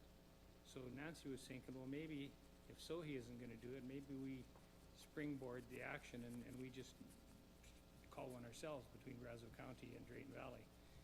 It exposes Brazeau County to the rest of the world, or at least northern half of Alberta and then some. And you get one-on-ones with sometimes people that have a stake in our future. So it's just something to think about. It might be too much to do this year, but maybe next year. And we just host one and get the ball going again, and then let other municipalities step up to having that. They have a central one already, and Nancy was saying she's attended one or something that was very influential, and the premier is there and talking one-on-one with people. So it's once again, doing what we can from a lobbying point of view to try to get some attention and the flashlight shown on Brazeau County. Kara. Thank you. I missed this part of the conversation. So there are other Mayor Reeve caucuses out there, and I'm actually surprised that we're not a part of the northern one. I believe we would be the most southern municipality in it if we were to join, but there are others out there. Well, there's central and there's southern. Yeah, there's central, southern, and northern. Yeah. And I'm a part of all three of them and have been through their meetings. MLAs are there, ministers there, the premier shows up there. A lot of the meetings are hybrid now, so they're in person and there's the virtual portion too as well. I attend them through my capacity as RMA often. So I don't know if we need to reinvent the wheel or just ask if we could join. We're kind of on the cusp. We could be central and we could be northern. From my experience, I think we would be better off in the northern one if we weren't going to do our own and look to join up with somebody. Well, it wouldn't be our own, Kara. It's just we were part of northern. Yeah. And it was being hosted as Northern Mayors and Reeves, which was joint urban and rural. Yes, and it's still municipalities. going, so I don't know why you're not getting the invites, because I do attend them. They should be coming through to the county. I'm wondering, we should maybe have administration reach out. I can get the contact for the northern one. The only thing I can think of is they're tied to the RITAs, which we're no longer a part of. And if you actually, now that I'm thinking and talking out loud at the same time, I think we stopped getting the invites when our RITA fell out. Because it was. We were part of a RITA. Yeah, we were. Before you came back. Prior, we were. We actually were. We were with Hinton, Edson, Drayton Valley. Yeah, but that wasn't the one. Our RITA is from But- here to Wetaskiwin. That's our RITA. That's the only RITA in the province that doesn't have a RITA. Yes, but prior to that, we were a part of a RITA, and it was Hinton, Edson, Drayton Valley. And then the funding fell through, and then the funding has since come back, and ours was the one that never did stay. The rest of the RITAs in the province, I believe there was 3 or 4 that fell during that time period. Ours was one of them, and we never, the ones that are still out there living is because those municipalities stepped up and put the funding in. We chose not to. But I'm wondering if that caucus meetings are still tied. That's probably the fan out and the addresses they're using as the RITA ones. So I think it wouldn't hurt for us to have the administration look into it and get back in them, because I believe Rennie, the past mayor from Woodlands County, Rennie, somebody help me out. What was Rennie's last name? No, not Rennie LeMay. Anthony, help me out. Who was the mayor of Woodlands? He actually chairs it. So anyways, I could help bridge that gap, or bridge the discussions anyways, and see if we can get back into them, so. Okay. Get some more information there. Yeah, and I would suspect there's gonna be a funding piece to that. They'll probably expect us to put some money into the kitty to help host the meetings and See, the one we stuff. were at, there was no funding request. Yeah. I've just fronted the the whole thing. Because when I attend, I'm as a guest as RMA, so a lot of times I'm sometimes asked to speak and sometimes I'm just there as an observer. But yeah, I can find out, I'll use my contacts through RMA to find out. The last one that I went to was at it was held at the casino in Whitecourt. And that was the last one. And then Iveson stepped down. And, all right, so we'll get some more information and just get back on the mailing list if it's still functioning. And you're right about Edson. That was an economic development, but we found if you're not the center, you're not anything. So we were on the outskirts of that one, and we've been in and out of economic development missions, I guess, without much success. So unless we're the center, I'm not sure how well they work. All right, so thanks, Kara, for the update. Administration is going to do some research, and that's it. Yes, we should. You're right there, Anthony. Somebody want to make a motion? To have administration? Glenn? I move to direct administration to explore options for the Mayor's Reeve Caucus and reach out and to get back on the mailing list to the northern Mayors mayors and Reeves and Caucus. Reeves Caucus. Okay, thanks, Glenn. Discussion, all those in favor? Carried unanimous.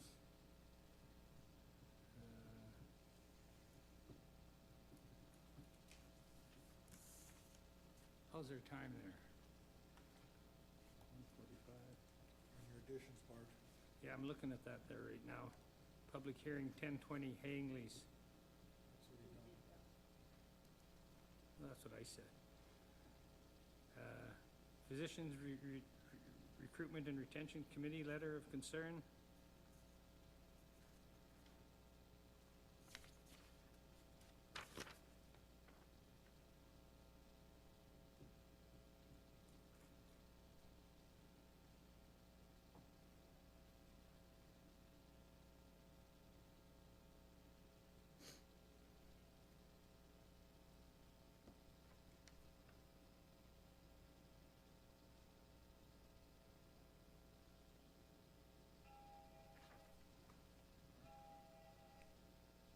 Go ahead, Anthony.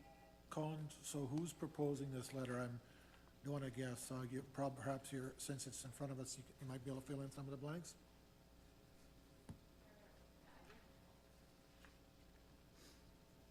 The Physician Recruitment Committee is asking that we sign our letter to sign our name to the letter. The town of Drayton Valley already has, and same with the village.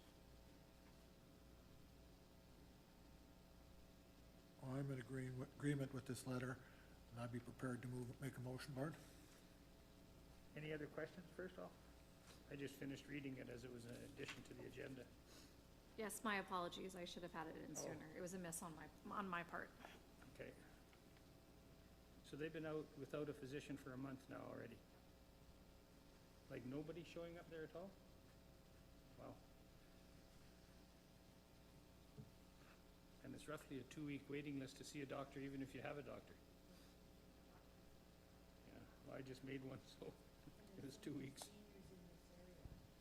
Well, and there's gonna be more coming, because the seniors are aging, right? Yes, well, and we know that from the Seniors Foundation is looking to expand, so we already know, and in all honesty, because we're just having a general conversation, honestly, you know what I end up doing?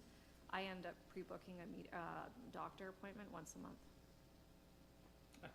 Seriously, and if I don't need it, then if my kids do, or we talk to enough people, and we're like, hey, I have a doctor's appointment, I don't need it, phone and take it. Yeah.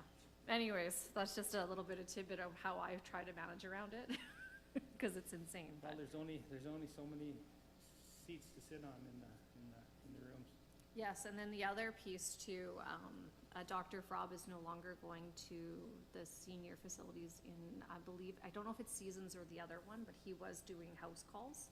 And Dr. Frob is no longer doing that either, because it's taking too much time away from the clinic. So you have to, because I sit there and I'm part of that every month. You hear about the doctors' workloads. It's incredible. So you think that, they go in, a lot of these doctors go do rounds in the hospital between, 6 and 8 o'clock in the morning, and then they work in their clinic till 5 o'clock, and then they go back to the hospital afterwards. Like, they're working 12, 14-hour days. And then we expect them to go to the senior lodges. We expect them to go to Breton. We expect them to take time in emergency.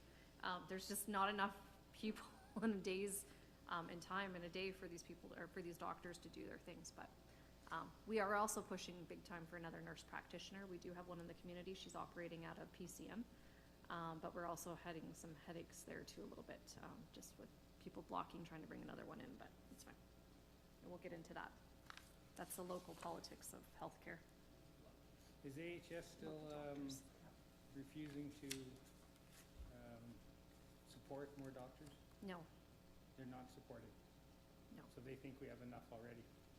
no, AHS takes their directions from the local clinics, and I will leave it there.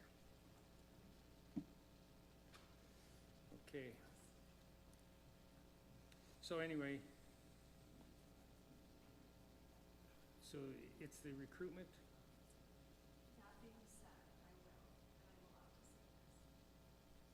There is a third clinic opening up in this community, and it will be privately run, which should help in a lot of these cases. So I don't know what their time frame is, but it is a group of local business people that actually don't work in the healthcare area at the moment, but they will be opening up a third clinic. Well, right now, if you want private health care, you just jump on an airplane. Right, what's that? That being said, Bart, you can jump on a plane in this country and fly to Toronto and get your knee done and pay for it. So we talk about not private healthcare in this country, but it's there and it's evident. You can, and the thing is, the doctor that's well, there's one in Montreal too. They're doctors from Alberta, so they fly themselves to Toronto and Montreal, perform surgeries, and then come back here. It is absurd what's going on. Well, that means only the rich can get health care. There you go. And you can get both knees done in the same day, apparently, in Montreal, and it's an Alberta doctor doing it in a private clinic. Go figure. It's Christmas here. The reds and green lights are all over here. It's insane. So don't, like, people get on a plane and go to other countries, you can do it in Canada too as well. It's sad. It's incredibly sad. So. All right, with all that sadness, Anthony. I was, one thing, or I guess a question to Kara now is the clinic gonna have, like, the new clinic that's opening, Kara? The new clinic that you're suggesting is opening, is it gonna be more doctors or some of the same doctors just transferring? It will be new doctors and nurse practitioners with an Okay, S. so we will have additional medical people here. Good. Well, if somebody steps out of the line in front of you, you're one step closer, right? Yeah. And I don't know if Glenn has a question or whatever, but I'm prepared to make a motion to authorize this. Okay, Glenn? I approve of the letter, but for Kara, I had a question. Marathorpe was advertising for patients, and it's some of the people I know from Brazeau County now have a family doctor. What did they do to entice 3 doctors to go to Marathorpe, or what happened there? That particular case, I don't know what they've done, but what I'm seeing across rural Alberta is the municipalities are paying or running the clinics and then just bringing the doctors in themselves. I don't know the particulars in Thorsby.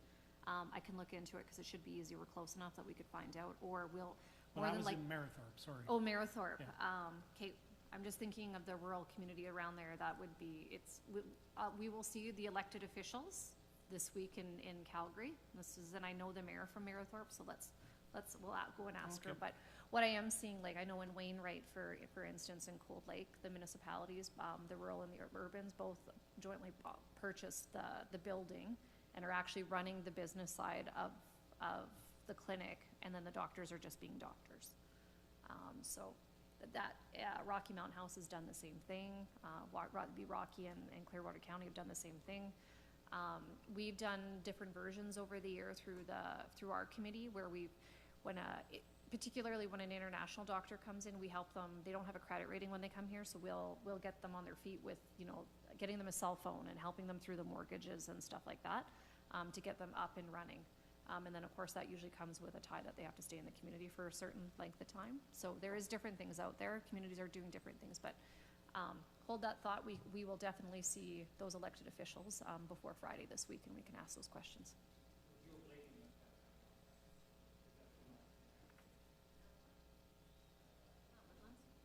Pardon me? It's pretty close to, I'm pretty sure. And Onaway does something, so yes, they would, because Onaway, I believe. Yeah, I believe Onaway I'm and sure that's in Lac Saint Anne, yeah. yeah, I believe that clinic's in Onaway, and I believe it's a joint owned by the municipalities too. So I don't know. We've had that discussion around our committee. I don't know if that's our issue here, because we do have 2 private clinics already. These communities didn't even have a clinic to begin with.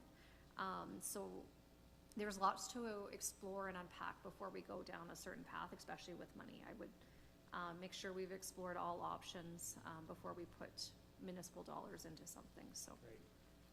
Right. We lobby and we do our job to lobby healthcare individuals. Anthony? To Kara again. Kara, with this Physicians Recruitment Committee, we used to fund recruitment of doctors, and I know the province has their hands in things too, where they have to go through a cycling of various other sites and everything. I think we need to start lobbying for the province again, that if we're willing to put some monies into it, like some municipalities seem to be, to get a doctor there, that if we've recruited him and he's interested or she's interested in coming to this area, how come there's still this bureaucratic red tape that they claim to have taken away that requires for this doctor to be paraded around several other centers in this province, that delays process and takes away the funding for people that have actually spent the money on trying to get this doctor to come here.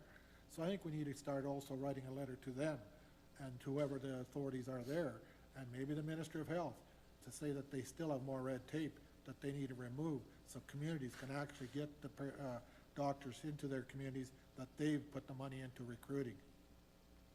All those relationships we built with AHS, all those people are gone now, aren't they, Kara? What's that? Yeah, a few of them are still around, but very far in between. I hear you, Anthony. It's exactly what's with this whole revamp of healthcare. Exactly what you're saying is being talked about and being looked at, making some changes. Because there was a time, since I've been on council too, in the last 14 years, where we used to be able to advertise ourselves as a committee, recruit and woo the doctors in. That was taken away. When was that, Anthony? Help me out. 2014-ish, maybe even a little bit earlier. And that's all done through Alberta Health Services, so they basically pulled it out of our hands. So there is talk about putting that back into the individual communities through the new revamping that's happening. That being said, in particular, when we're dealing with international doctors, a lot of them are trained to different standards. So there's still that piece, and I can very much appreciate making sure that those doctors are properly trained in the world that we live in and not where they're from, because there is big differences, and there has been some disasters in this province by fast-tracking sometimes those people that don't have the education that we think that they do, or the equivalent of that education in other countries is not as high standard there as it is here. Oh, I get that, and I understand that, but that doesn't But it's still the speak, advertising piece. that still doesn't speak to the part that they are parading them through other municipalities or other communities in the province, and then all of a sudden, perhaps they decide, instead of settling in Drayton Valley, they settle in some other part of the province. So they And still do that. We still do that. We've actually got two new doctors coming into the community. So if you do remember, about six to 8 months ago, I did say that we are getting 2 new doctors. They are finally coming this summer. One will be, actually I believe one's in the community already. But again, they've got to go through that supervision. I believe it's 3 months. Even after they've gone through everything, they're under supervision for 3 months, and then they'll be quote-unquote doctoring on their own, I think, this fall. The other one had some delays. So it is quite a process. They still get quote-unquote braided through the municipality. We're generally, what we're seeing, we're one of 3 or 4 communities that they're looking at. Excuse me. And the committee is very active when those doctors are here. We know, we take them around, show them the community, we woo them. We bring our kids out. If they've got kids, we tell them to bring their kids so our kids can go. We'll take them to the park, and then we can connect that way. Another big piece of that is we find out what the spouse does for work and start looking for jobs for them too as well. So we are still doing that. But like you said, we are competing often not with 3 to 4 other communities, so. Well, Bart, I think we should approve this letter authorizing it, your signature on it and sending it. And then, from my point of view, I also think we should send a separate letter to the Minister of Health and suggest that the red tape where they parade these doctors that have been recruited for a given area and have agreed to come a given area, I agree that they have to have the qualifications and that they check them out that way, but not that it's necessary for them to be paraded throughout the province so they can, by some chance, maybe choose a different destination. Well, see, I'm sitting on the horns of a dilemma in this particular issue because on one side I'm thinking if they just came here because we've requested them or recruited them, I always go back to, is that fair to the rest of the province? Now, my thoughts are with Brazeau County, so only the rich municipalities, and that it could backfire us in a way that we're not that rich. But let's say a Strathcona or a Sturgeon or Lethbridge, Edmonton, they all have the resources to fund this, and they could get all the doctors. Right? You understand what I'm saying? On the other side is if we go to all this work to recruit them and it's for naught, then that's kind of a waste on our part. And we want as much for our community as anybody wants for their community, right? You know, they want to make sure they got a full complement of doctors or whatever the issue is, mechanics, people in the fields for service. So on one side, I go, yeah, we've got some money, we can recruit, but if the province is looking after their job, they're saying, well, these poor communities might need a doctor anyway. Just because they can't afford to recruit, does that mean that they get less health care? So I see I think if we tell the province we understand the predicament, we might get a little more grounds to get their ears open to our plight. And we've been doing this I was on the physicians recruitment for a while at the beginning. What's this, 10 years now, Kara? You must have been on it for 8 years by now.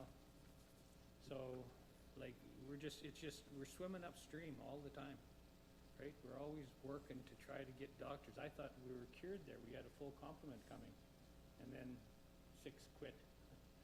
Well, and that's, I think that's the frustrating part too. Trust me, this community is fighting hard, but so is every other community in this province and this country and North America. We have a doctor, RN, we have a nursing, we do have a crisis actually worldwide for healthcare trained individuals. So, but there is things that we're doing in the community. So I don't want to be all doom and gloom. We were talking about supporting our Brazeau County residents with post-secondary schooling in the community. We are very well aware that there is an RN program through the U of A or U of C, whichever. But anyways, one of our universities is running a program here. And we're bringing 10 individuals from within 100 kilometers of this community to do that program here.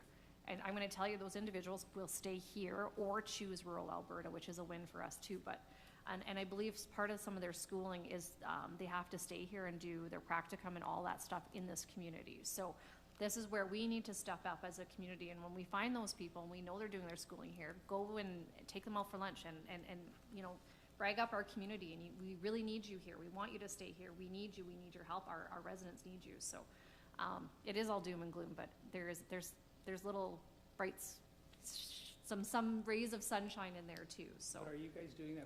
I did it a couple of times where I met doctors down at the Yep. Lions Park. yeah, we're still doing that. Oh, you're still doing that? Yeah, Okay. yeah, it's been happening really quickly, and I gotta be careful because this is recorded, but Alberta Health Services seems disorganized lately. So like you're saying, some of those people that we had made some really good connection and we were making some headway are not there anymore.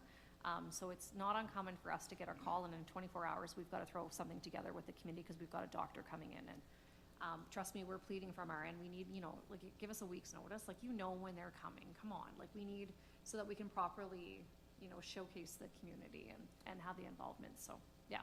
Now, I don't want to put words in Daniel Smith's mouth, but I thought during an RMA function or campaign that she got a big round of applause for decentralizing healthcare. Yes, it's in the process. It is in the process? Oh, yeah, it's gonna take years. Oh, okay. So that's, I don't know if you, how much, there's gonna be 4 pillars of healthcare. So she's splitting everything out. There is talk about moving back to the regional model. So back in the David Thompson Health Region days, moving back to something similar to that. But again, you and I have both been around, and I think a number of us around this table have been around. We knew what the issues were back then too, and those issues still haven't gone away. We know what the issues are with being centralized out of Red Deer are. So what we're really pushing on, I didn't want to say too much, but I am trying to get onto the local, the regional board to help form the governance and how this is going to look. Actually, Brian, our consultant, and I are working behind the scenes trying to get me a seat at that table to make sure when this goes that it's done properly and that we take into consideration what failed in the past, what's failing now, and we don't make those mistakes going forward. So what failed? I was on Crossroads. What failed? yes, Crossroads, and yeah. What failed was we weren't the center. Agree. Therefore, we were the far end of the clover field. And we're still gonna have that issue. So it was originally in Leduc, that was the center, so that's where things were going. And that's 20 years ago, or more, maybe now, maybe 30 years. I'm losing track of my marbles here. And then it got centralized to Wetaskiwin, and then to Red Deer. And each time that happened, there was something sucked out of Drayton Valley where, you know, the old saying, Brazeau babies are born on highways. Yeah. And so when it went to Leduc, we lost a lot, even funding. And then when it went to Wetaskiwin, we lost even more. And then when it went to Red Deer, we were just the redheaded stepson that was kicked And that's out of. still my fear with, regardless of how we're moving right now, that's my fear now. The committee has even talked about asking the municipalities and pushing for us to become part of the capital healthcare region. But we're gonna have the same issue. Yeah, so that's all being discussed there and very well aware, and I still have that fear moving forward. When we decentralize this, we're still gonna be out in the end. We're gonna be that anomaly, doesn't matter where we go, we're gonna still be out in left field. And how are we going to combat that? And If all the fish are the same size, there's no worrying about being eaten. But the big dogs always eat first, so if you're part of I agree. capital, the big dogs are gonna eat first. And if you're all the same size of fish in the fish tank, you got a fighting chance, right? But if you're not the center, and I say this over and over, you know, the bee's nest falls out of the tree, is what happens, is because if you don't cultivate the far ends of the field, there's no honey for the bee's nest. And that's the centralized cities, the centralized areas. I don't know how we could be part of a center, but maybe just many little flies all come together, become the swarm. Boy, the analogies are just flowing today. Are we recording this? The other piece to be aware of is Winfield's health unit is being shut down too, you guys. So I'm actually, probably another conversation, thanks Glenn for bringing up Marathorpe. We will be seeing Wetaskiwin County when we're down in Calgary for FCM. Probably wouldn't hurt for us to have a bit of a conversation with their council. Because Winfield, I believe, was serving even probably partial of Breton's area. Dallas would be your region too. I think they were coming up as far up there. And that's being shut down. If it's not, I think it was either the 1st of June or the 30th of June. It's coming up right away. So that's being shut down. So there's another piece to that. Breton's without a doctor. We've got some serious issues, so. Well, there should be ministers showing up at FCM as well. And so we may want to get a hold of our health minister and just put the flashlight, put the flashlight on Brazeau County. All right. Anthony. I move to authorize the letter to Alberta Health Services on the Reed's signature as presented. Discussion, all those in favor? Carried unanimous. 11 o'clock, perfect timing. You guys must have been keeping me on my toes here. So it's public input time right now for those of you folks that are online. We don't have anybody in the gallery again. floor is open. If you've got a question or a concern, let us know. Direct your thoughts and comments through the chair. Be respectful of staff and of the elected officials, and the floor is now open. Anybody online? All right. I'll try again. Anybody else online? Are cameras working, Tina? Okay. I'll have to get a soapbox here pretty soon. All right. It's the time to be farming, that's for sure.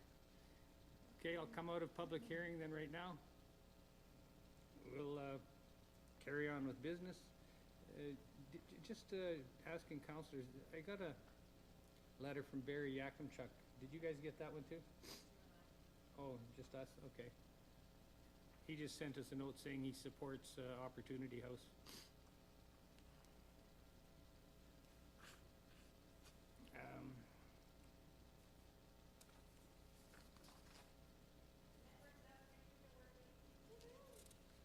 Oh, good.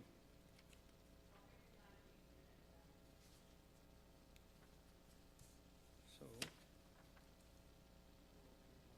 pardon me? Yeah, just getting my glasses so I could see. 12D, PTSD, resolution to RMA, I believe, right? And so did we draft one up, or have you had direction on that? No, just to council there. Yeah, this is just another one brought forward for council discussion and any direction that they'd like to see come out of it.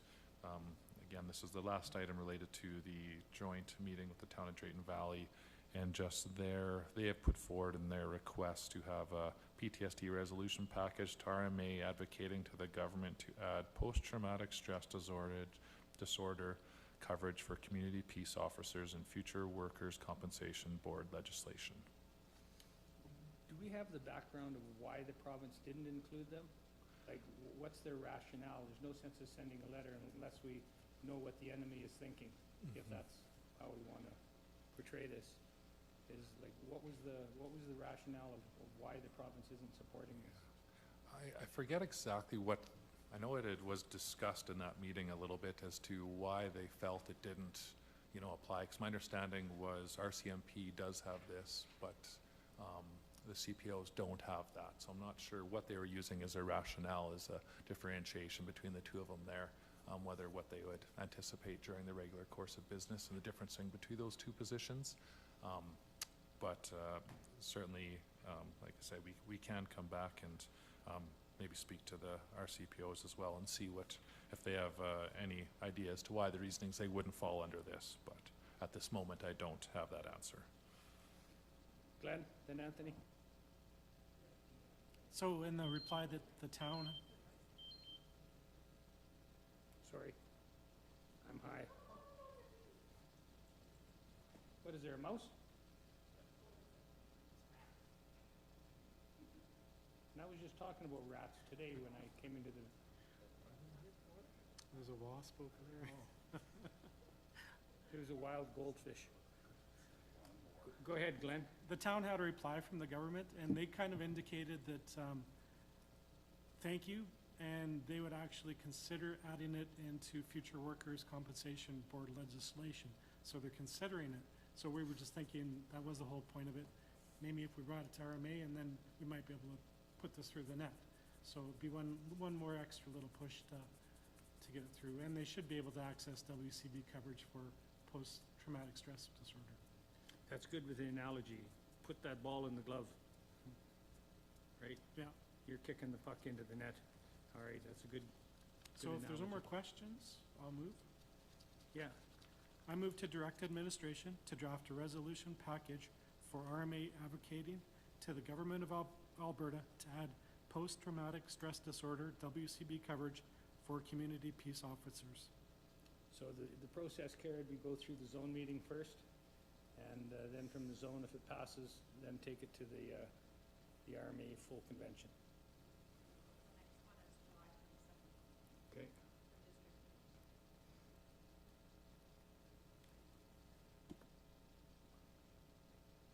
Have I missed anything, folks? Oh, yeah. Okay, so just testing. All those in favor? Carried unanimous. Okay, I think we just got the closed session besides the appointments we have at 1:15 and at 1:45.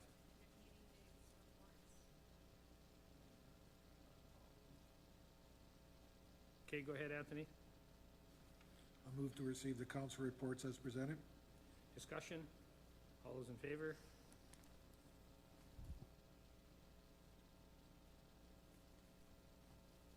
Tina, I sent you something for meeting dates. Oh, Sustain Technologies. Oh, mail delivery system. I sent it to Tina. I have to send it to Christina? Okay. Anyway, what it is it's, Kevin, you've met him, Donna, Sustain, Nova Scotia, the waste, they, because they're looking at setting up a site in Wetaskiwin, they want to talk to us probably about us looking at hauling garbage there. We're not going to spend more money to do it, but if it's cheaper, we might save some money. So they want to make a presentation here. That's just another example on meetings, you know, where Don and I met these guys, and they've stayed in contact with us ever since. So just, these conventions are not a waste if you apply yourselves. Pardon me? Yeah, like there's so much stuff we brought home. So anyway, I'm gonna resend this to you, Tina, and then you can coordinate with them. Maybe the next council meeting, they can make a presentation. Yeah, or a month from now, whatever. I will do that after the meeting today.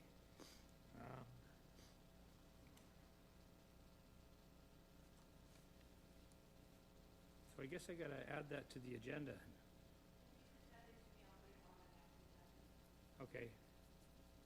Okay, I'll do that then. Now, are we getting the Emerald Award, or are we just asked to attend like we did last time? Pardon me? Okay. So there's a possibility.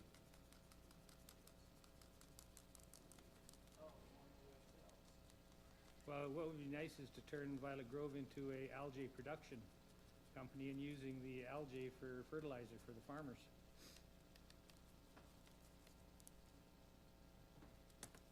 Why are you smiling, Glenn? I prefer urea. It's the Emerald Award.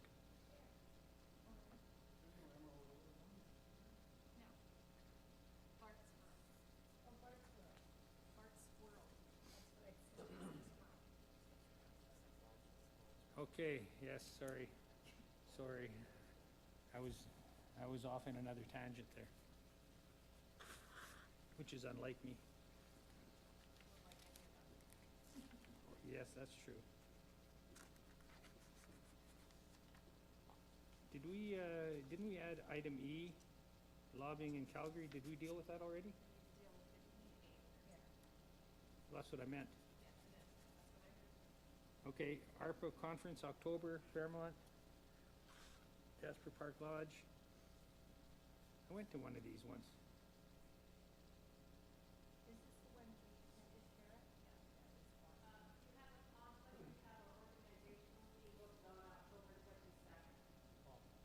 The Well, this is the 22nd. 24th, This the is the 26th, 24th. though. So I requested that this be added. We've attended in the past before, so I was just seeing, it's fantastic. This is the Recreation and Parks focused workshop, workshops with an S. I believe all the information's in there, so this is not unusual. We do it, we have attended. Actually, I think we usually go every year. It's possible because rooms. Yeah, it was a miss on my part, actually, to be honest with you, and I think it came through something to do with the rec board as well. Yeah. Yeah, I'm geared. What's your thoughts, councilors? So how many, and I can make a motion? Up to 3? Yeah. Are we a member? I would suspect we must be a member. I don't know, because the organization would be a member, I would suspect, because of our part, so we should be considered members. I would argue on that sake. Yes. Okay, what do you guys want to Okay. do? I move to authorize up to 3 counselors to attend the ARPA conference, subject to room availability. Discussion? All those in favor? Those opposed? Cody? Well, that's one not going.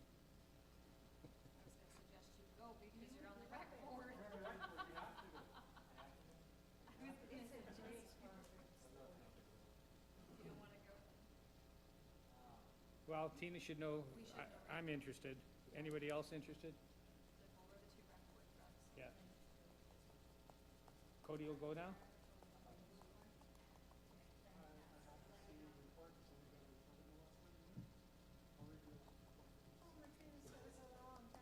I might be able to dig something up, because I actually think it went on review my I think it's 10 years ago. I actually might have something for you then. Let me do some digging. But we still need, so right now, we've got 3, unless there's a 4th person that wants to go.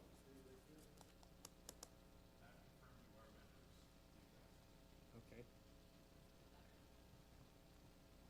All right, so Kara, Cody, and Bart? All right.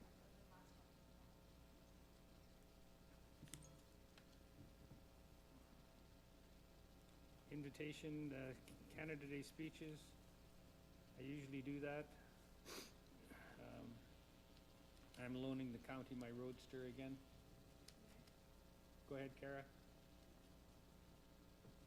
I move to authorize the Reeve and/or designate to speak on behalf of council at the Canada Day celebrations. Discussion, all those in favor?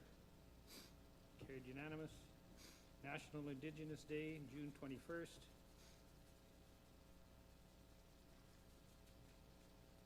What did they say, 161?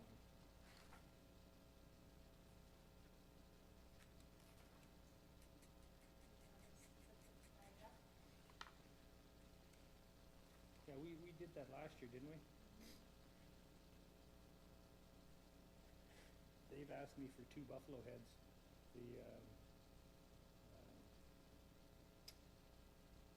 Uchis, yeah, they've asked me for 2 buffalo heads. I must be the supplier of buffalo heads now. Go ahead, Kara. I move to direct administration to organize the flag raising for the Métis and Indigenous and authorize council's attendance. Discussion, all those in favor?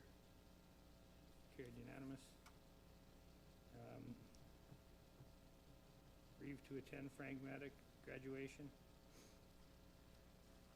The last time I spoke, the lady that was speaking before me said, "Please try not to be funny. You make me look so bad." So did you try to be funny? No, I tried even harder to make her laugh, and I did. What was strange is 2 of the grads came up and thanked me for the suit I was wearing, which was a really strange compliment coming from a couple of guys. "Nice suit, where did you get that?"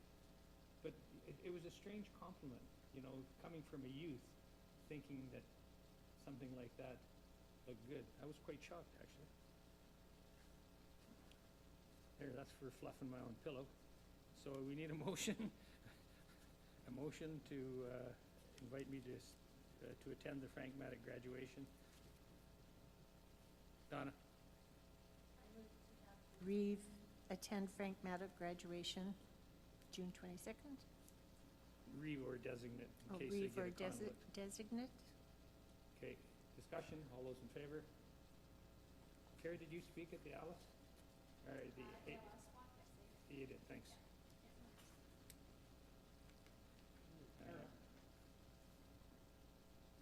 Go ahead, Glenn. At the ALS, I seen photos, what was that checkered pattern scarf people were wearing? There was lots of them. I was just, That was that was an ALS scarf? Okay. Yeah, the purple would have been the participants, green, and there was another color shirt, those would have been volunteers, and then the community had different colors. Okay. What was the turnout there? It was great. Had over 150 people. Wow. They had over 150, so the morning of, I believe they had 100, just over 130 registered online. And then I got there incredibly early. I had wrong times, but anyways, they were I said over 150, they were probably closer to 200. Wow. And at that point, they hadn't added up the donations that came in that morning, but they were over $40,000.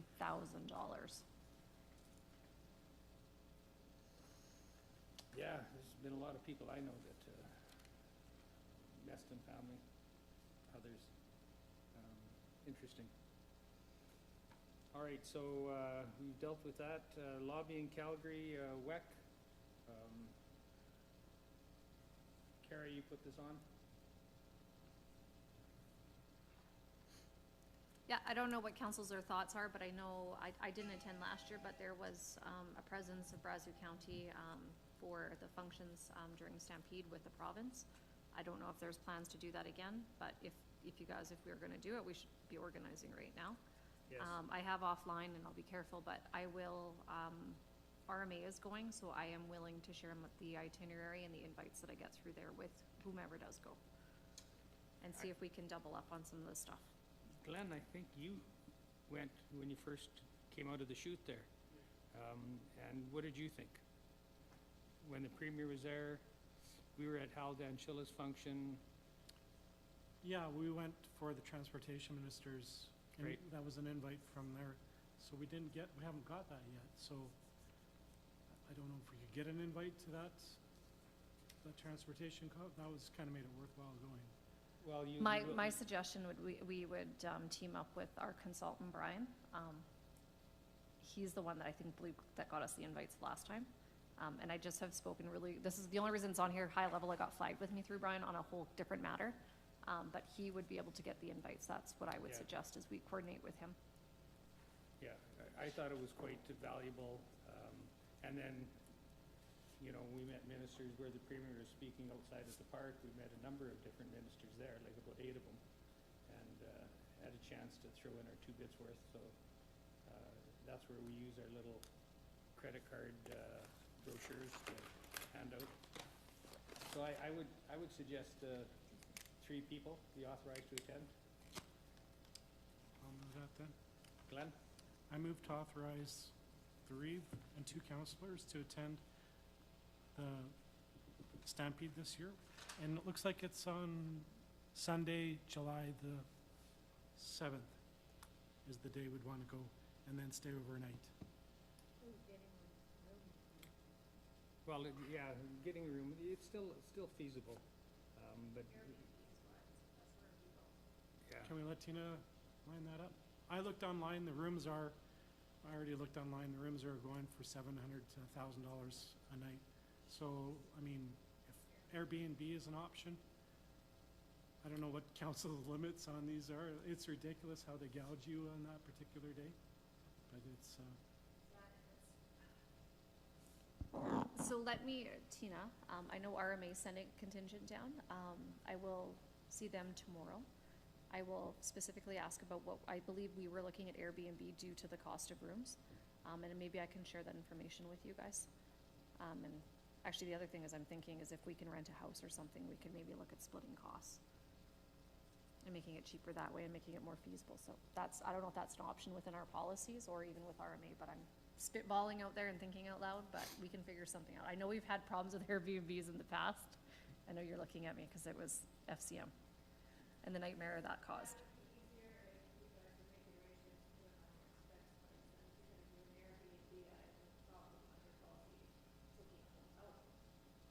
Yeah, okay. Well, let's coordinate over the next few days. We can all probably work together and figure something out. Yeah, RMA was looking and they've already jacked rates up. Airdrie's jacked up, Okotoks is jacked up, yeah. well, So we can, let's just try. You can do a search, right? A hotel search, and Glenn, you've got a fifth wheel. what's that? Can we all stay with you? And an RV. It's the biggest downside of that whole expansion for the health costs are insane. And Calgary. But I don't expect anyone to track back home after Oh, no. spending the day there.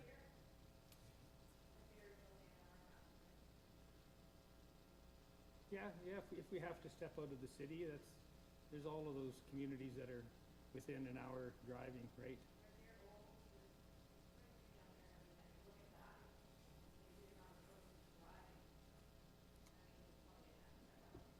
Yeah, there'll be something there. You can head out towards Cochrane and, you know, lots of different places around there. I'd stay at Cochrane or North if I had a Bowden, yeah. There's an opening there. A guy sold his house or something like that.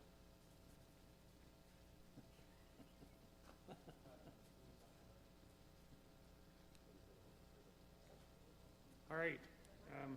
Okay, so we've got a motion. Did we vote on that? Motion to authorize three.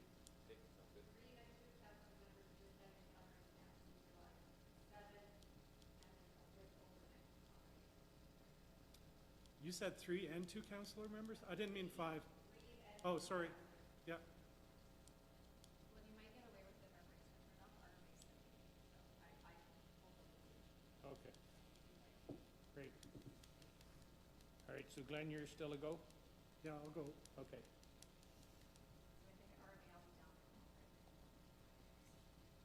All right. Yeah. Well, so that's got Cody in there too, eh? No? So one more can go? Well, I thought Cody was gonna go. Well, I thought Cody was allergic to horses. You actually don't get to pet the horses. July 7th, that's a Sunday. Just so you know, that's why D5 got bumped, Oh, was because both Brian and I are at Premier's breakfast that morning. well, yeah, does this include the Premier's breakfast then as well? Yeah, he stayed overnight Sunday night, Premier's breakfast was on. Yeah, because that's what we did.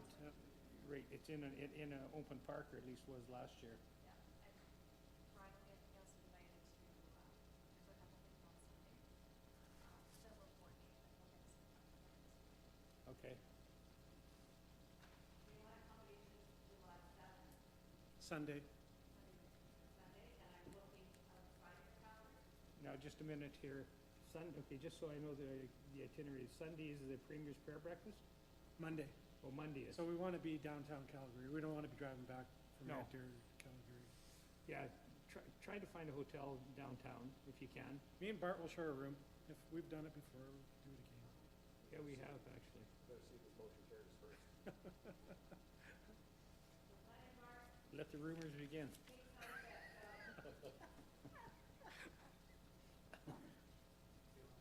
I have to tell you the story about Jack Hayden. We all know the story. You do know the story where I told him I didn't have a room? And he says, "You don't have a room?" He said, "No, you're not getting it, Bart. You do not have a room." Surely we. Was there any motions that had to be made out of enclosed?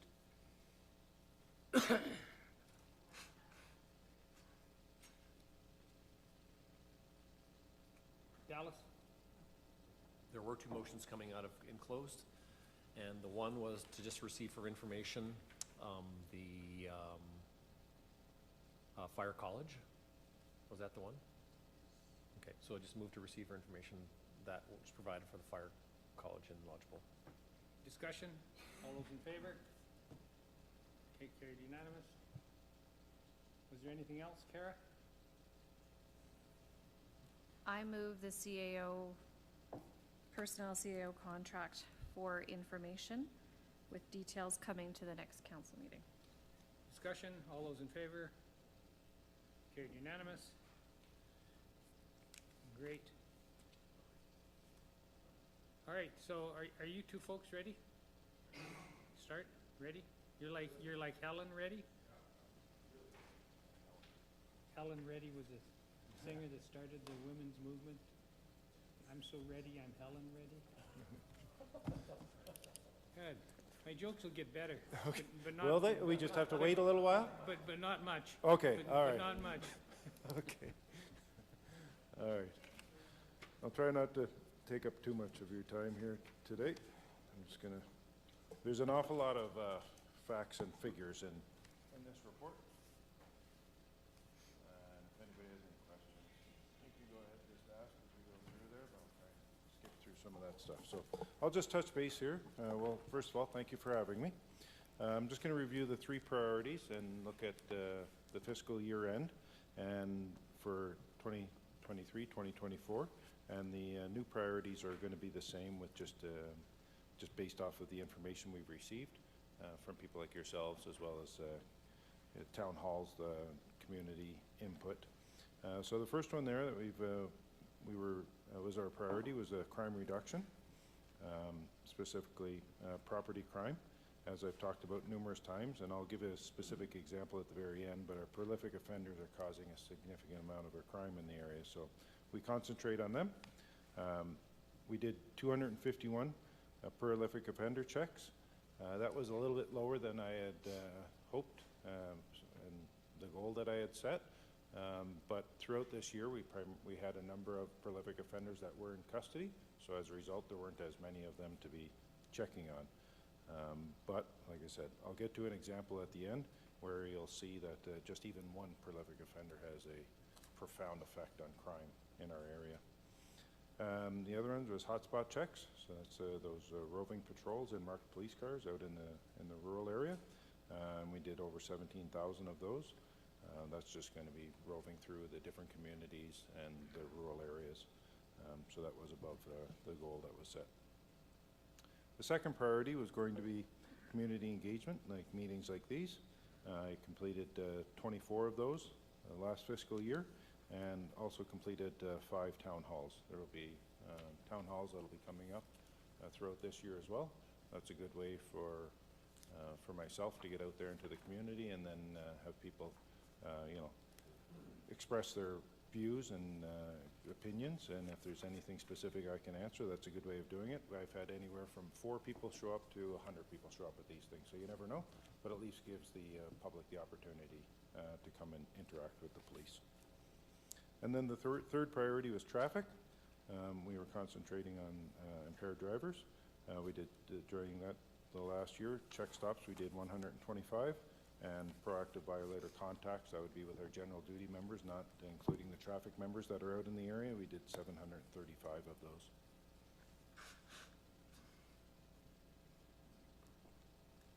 Touch very briefly here on the crime stats. These ones here are for the Breton area jurisdiction. So the property crime there, it was up from 2022 to 2023, just 4%. So just slightly up, kind of a push really for the whole year. So like I said, there's an awful lot of stats in here. If anybody went through those and has any questions, I'll do my best to answer those. The staffing levels that we have currently between the Thorsby and Breton Detachment, where we basically run as one unit.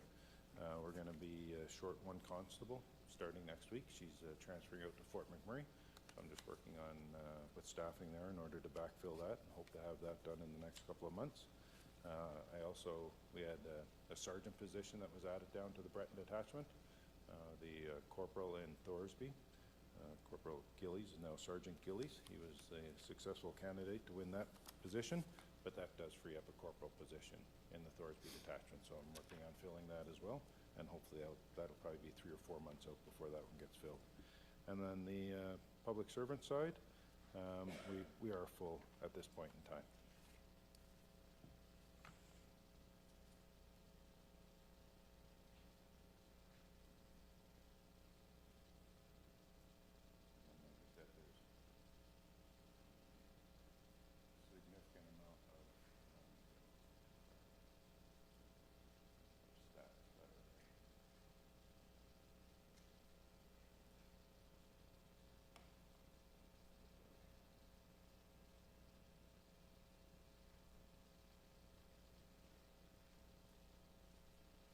So the big one that I wanted to highlight here today was going to be a file that we had back in April.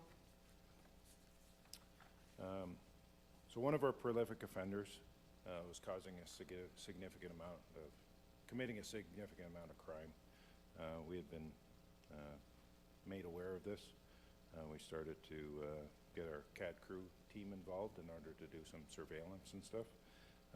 But on April the 11th, we did have a civilian that came in contact with the suspect vehicle.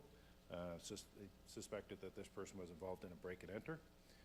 That person decided to follow that vehicle. That vehicle slowed down and then started shooting at that particular person. So you can see how things, that's why we want to be called. Like people, you know, we keep on saying we don't want people to take things into their own hands and stuff, so please give us a call if you see anything suspicious. But in this case, the person was not hit, but they were shot at. So with the assistance of our CAD crew unit and the Edmonton Police Service, we conducted some surveillance. We were able to obtain two search warrants, one for a property at the Breton Detachment area and another one Parkland. So a day later, on April the 12th, while we were gearing up in order to execute those two search warrants, there was another break and enter at a residence in the Rimbey area, and you can see how, once again, criminals don't really care about the boundaries that we have. So, you know, we didn't really think too much of that. It was just another break and enter that was happening. While we were setting up to execute the search warrant down here in this area, that vehicle that had been stolen from that location pulled up into the residence that we were waiting to execute the search warrant on. We already had our drones that were up in the air. We had our emergency response team, PDS or dogs, negotiators, so we were all ready to execute that warrant.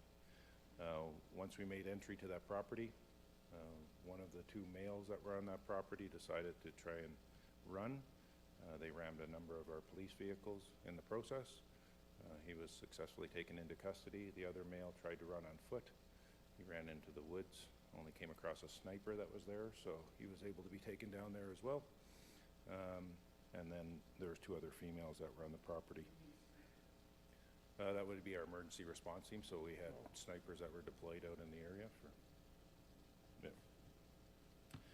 So as a result of all of that, at that one location, we were able to locate a 9mm Beretta handgun, 682 grams of suspected methamphetamine, 70 grams of suspected cocaine were located at that location.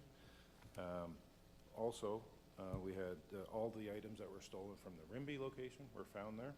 That was, we had vehicles, there was also stolen vehicles, side-by-side, snowmobiles, tools, flat deck trailer, and a hot tub that was stolen from Thorsby.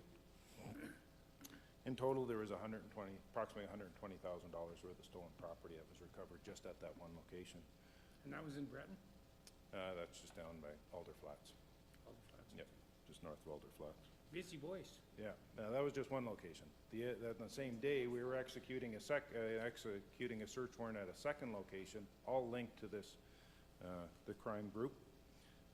And that was, like I said, up in Parkland, but still all linked together. We had vehicles, holiday trailers, side-by-side, closed trailers, flat decks, boat, 2 firearms, and the total value up there was $320,000 of stolen property that was located there. So we have a gentleman there, Justin Hanbury. He was arrested.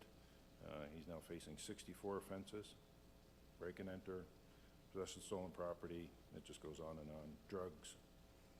And then we also had another male and another female there that were also arrested and charged with numerous offenses. So those are just, there's a total of 4 people, 3 are facing charges in that case there, that were just from that one file that we have. So. The one with the shooting, that's gonna be a stiff penalty, isn't it? Yeah, for Gone sure. for a while. Yeah, he could be going away for hopefully a number of years. We'll see how that plays out in the court system there, but when you start getting firearms involved, like I said, these firearms were all stolen from different locations and that, and then they're utilized in crimes.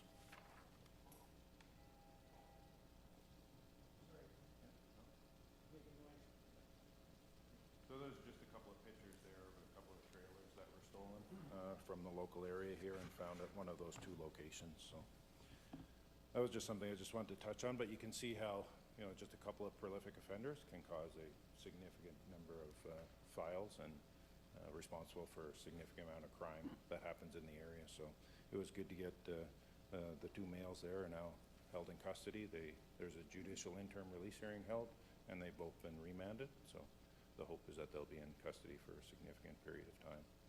And I think Drayton is going to be talking about one of these guys, his brother. So you can see they just keep it in the family. So yeah. So I guess the other thing I just wanted to touch on is that as a good news story there is that I've been informed that your bylaw officers are now going to have access to our radio system. I think we have, my sergeant's actually having a meeting with bylaw here this afternoon, just to make sure that we have our ducks in a row and we know how the system's going to work there. But that's been an issue in the past when we switched over to the new AFRAX system that we're utilizing in the province there, that digital system. That bylaw did not have access. There's still going to be other bylaws that do not have access, but I think Brazeau County was far enough ahead that I think a requirement is that you need to have CPIC and a few other things, but those requirements were met, and as a result, you guys are going to be coming on board with that. So that'll be, you know, it's going to be limited as to, I think it's just going to be that they're going to be able to speak with Drake Valley, Thorsby, Breton. They're not going to be able to speak to everybody in the province, nor do they really need to. But that can be very beneficial when we have, or if they need any assistance, they can be radioing to us over the radio. And if we need their assistance, we can be reaching out to them as well. Or when we get into, you know, issues like we had last year with the fire and stuff, that was always a problem there with communications and how we were going to integrate them into our system and know where they were at and utilize them the most efficient way possible. So that's, I think, might even be, they're on board here today, I think. So that's good.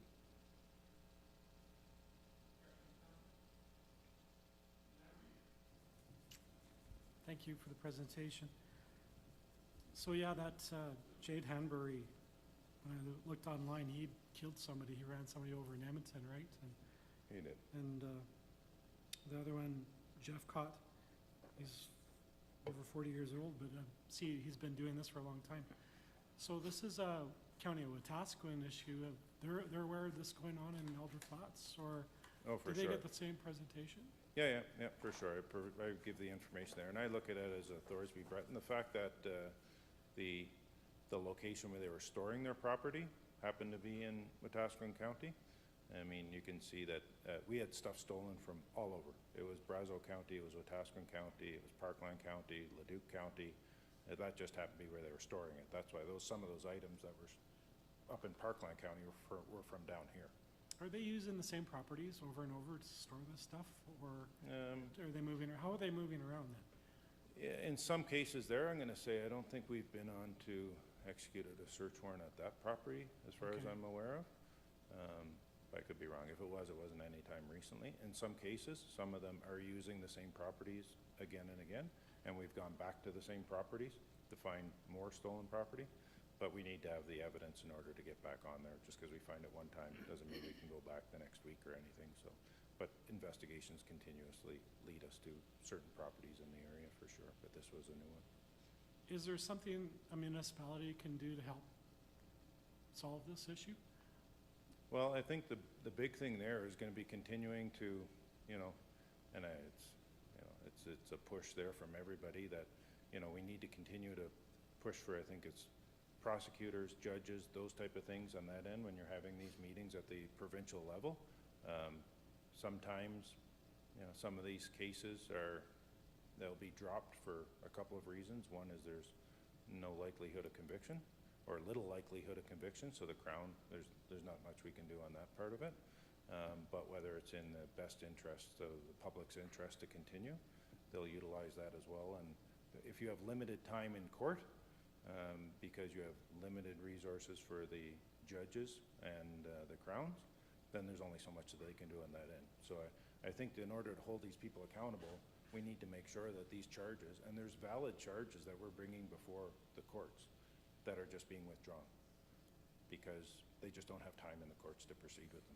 So I think if we continue to push on that end for those, like I said, the judges and the prosecutors, I think that'll be very beneficial. So. Thanks. I'm going to see Dallas.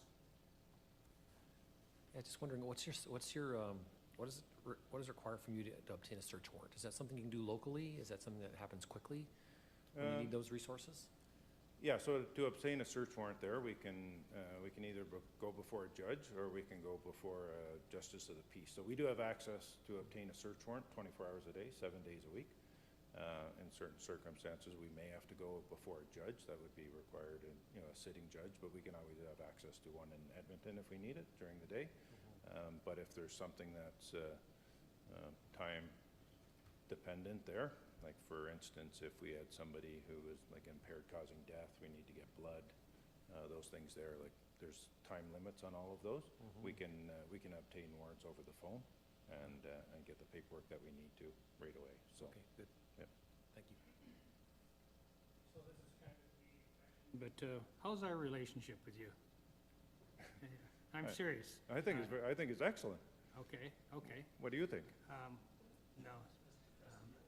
Well, the reason I ask is that I was at a crime prevention conference, and at some of the working group tables that you're at, people were talking about the relationships, and the Edmonton Police have no relationship with the city council.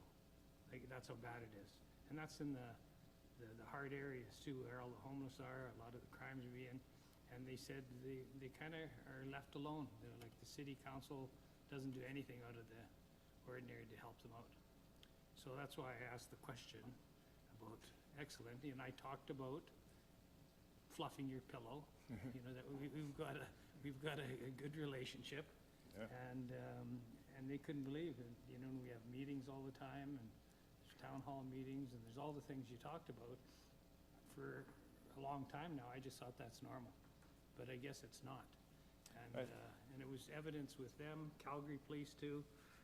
They were having a hard time with their city council. They just don't seem to get the support that I talked about, like we're doing. So I thought it was normal, but like I said, I guess it's not.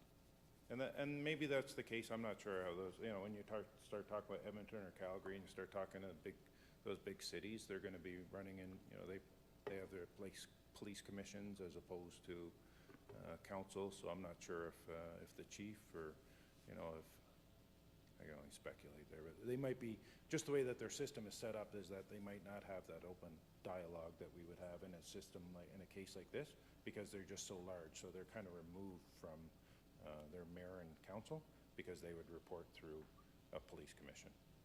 That might have something to do with it, I'm not sure. But yeah, I think that there's some issue. And then the other thing too is, when you start talking about municipal contracts, that might be a little bit different as well, because they're paying, 100% of their policing as opposed to the way that this funding model would be working. But I know that when I was up in St. Albert as the acting OIC there for a few months, I thought that's strictly a municipal contract for the RCMP, and I thought that was working extremely well there. But I had those open lines of communication through the city, not necessarily directly with the mayor or anything, but through a city representative that I could go through, and I think it's probably just the way that they're set up, and that was excellent. So, but I do appreciate all the support that we're receiving from yourselves and everybody else, all the other counties and towns that I go and present to. I think it's been excellent, and when they talk about going to the provincial police and maybe things would be run differently, maybe they're taking it from the point of view of how they see the cities are running.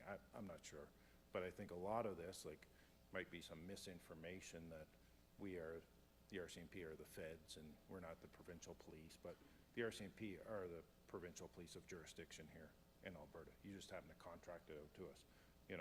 When we come up with these priorities, whether it's going to be for Drayton Valley or Thorsby or Breton or anything, like, none of this is being directed from K Division, from our headquarters in Edmonton. They've just stated whatever you think is important, and really it's what you think is important, not what I think is important. What does the community think is important? I mean, what should we be working on? Obviously, there's going to be some of those things, like the very serious files. That's what we're dealing with. On the rest of the time that we have, what's important in one city or municipality could be different from what's important to somebody else. So that's why we come to these meetings and we have this open dialogue so that we can make sure that we're working on the priorities for your community. Exactly, and work on your jokes.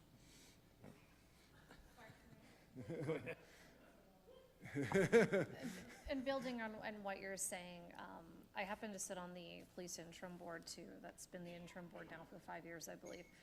And sometimes it's like talking to a wall. I do see that, well, when actually we can get the minister aide to even show up to one of our meetings, or even the staff. They're like, well, you know, you guys don't get to talk to our CMP, and the entire table, and there's 15 of us, turn around and say, oh, yes, we do.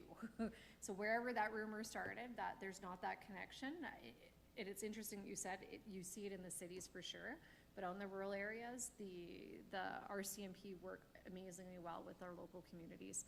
And we've been fighting a lot of that misinformation and the rumors from that board. Frustration from our level is we had 32 recommendations that we sent to JSG, which is now whatever, 2 ministries got split into 2. 32 recommendations, and you know what the minister did at the time with that report? Thanks so much for your 2 years of work, and put it in the garbage can. So it's frustrating, and all of that had exactly what we're just talking about in here today, and a lot of it is you guys are doing a job, you're doing a great job. The problem is the judicial system. We don't have enough Crown prosecutors. We don't have enough court time to deal with this stuff. And it actually goes up the ladder to the feds because they control a lot of that too. So I think that's sometimes the missiles and the firing of the guns is in the wrong direction. And there is a group of us out there, trust me, that are trying to work every month to change the aim and the trajectory of some of those missiles being launched our way. So it's frustrating. I appreciate your guys' time. I appreciate the boots on the ground information. I do sit with, I think you both are aware, I sit with DEC, so the division executive with the RCMP, and I take exactly what you guys say here and I take it up that level too. And sometimes it's frustrating too there, but. Thank you. There we go. Excellent. Perfect. Anybody else want to? No. But I cannot say enough until we get a handle on our judicial system. You guys, I mean, you're gonna have a job forever. Trust me, you guys, there is like job security for sure, because our judicial system sucks. Yeah. And that's what the problem is, so. Oh, see, you're pissing me off. Okay, sorry about that.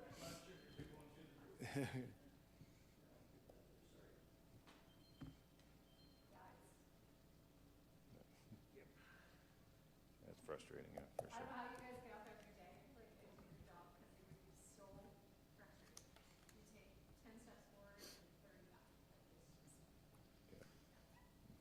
There, you had enough? I'm good. Take that, okay. Yeah, perfect, thank you. Okay, appreciate Thanks. it. Thank you. I did brag to the deputy commissioner that you were volunteering in the community and you're a hockey coach. Oh, Ryan was, I should say his first name, but Ryan was helping volunteer this time with my hockey. So make sure that stuff goes all the way up to the. well, I appreciate that. Yeah, it was fun. It's fun teaching kids how to skate and try and get them to not just chase the little puck around the ice. But. All right, good afternoon, everybody. I'll be quick. I think Dwayne answered a lot of your questions. I have the same report that Dwayne has just for Drayton Valley. So I'll just highlight a couple of things for our community engagement. You talk about community involvement there, Bart, and communication. I think the RCMP especially, we've put a priority on community engagement. It's in everybody's APP. When I met with Colin again, it's back in there for this year. I'm sure it is for Brett and Thorsby as well. So we as an organization have put a priority on that. We understand how important that is. So just a couple things from our detachment. There's lots to read there, but this past quarter we did things like we played basketball with the local high school team. We actually lost to them, unfortunately. We played floor hockey against a bunch of junior high kids. We beat them. They were junior high though. Yep. That's maybe even younger actually. Some of those kids can move though. Like, let me tell you, they don't quit either. They're fast. Energy for days. Other than that, we did a dodgeball game at the high school HTA. And one cool thing we've started up is we do coffee with the cop at the Seasons Seniors Home. So once a month we go there, and one of our constables, Constable McNeil, who's a great personality, goes there and does coffee with the cop with the seniors. They often have him read our media report, so that's entertainment for all. So those are just certain things we've done in the community just to make sure we're active and connected. Part of that seniors one is then education as well, different frauds going on. We have the opportunity to be right there and do education there, so that's important. I'll jump into stats. You can see 2023 was a really good year for us in the county here. We had a drop in property crime by 18%. Kind of overall drop, everything totaled up to a drop of 14%. What we're seeing though in the first quarter of this one is that we're having a little bit of an increase in our property crime back to our 2022 numbers. So we're working to combat that. 2023, Dwayne talked about having a lot of offenders in jail for our checks. That is true. Everybody's out. So, yep, everybody really is back out. Justin's now back in jail, and there's a few more that we've put in jail since in May, but they would have all been out there. And they're out not on conditions. These are seasoned criminals who don't get probation or anything like that. They get jail sentence, and when they've served their time, they're out without a lot of enforceable conditions. So I do expect to see a bump here. I think we're going to get a bump in the next quarter too. Part of that is the corporal in charge of my GIS unit, along with CAD crew, has been working really hard with oil field companies to report crime. We've been hearing from our partners in the oil field that they're getting hit, but our numbers weren't tracking for that. So we've done a lot of education, had a lot of meetings with them to say for us to be able to get assistance or to tackle this problem, get the resources to tackle this problem, we need proper stats. So we've seen that being successful. They did a meeting 3 weeks ago, and the 2 weeks after that, I had an oil field company drop 4 break-and-enters to a lease site on our desk in one day, and then another oil field company, these are companies that don't usually report, the next day another oil field company dropped 3. So that's 7 break-and-enters in 2 days. They're hard to enforce now because these are break-and-enters from the past like 2 months, but we are gonna see an increase in reporting, which is good because that should get us help. Because that crime is happening, it just hasn't been captured. We've really, Obsidian, Cinepec, Whitecap, they report. The rest of our companies in town weren't reporting any sort of oil field copper crime. So we've tried to give the education on that. We hear from you guys that it's happening, but we don't have the stats to back it and then go to get help. So I would expect in our next quarter, we're gonna see a jump in our stats. But that should also allow us, hopefully we have some good news stories about resources we've gathered to tackle some of the crime that is happening. I'll keep moving down. Oop, I did something there.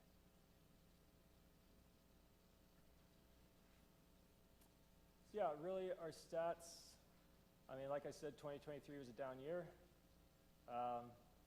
We're back to our 2022 numbers. There's lots there. If you guys have any questions about that, you can let me know.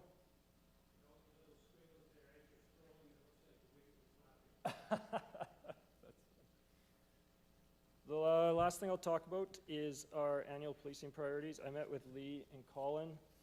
We're basically going to run back. Community engagement is going to stay as a top priority for us.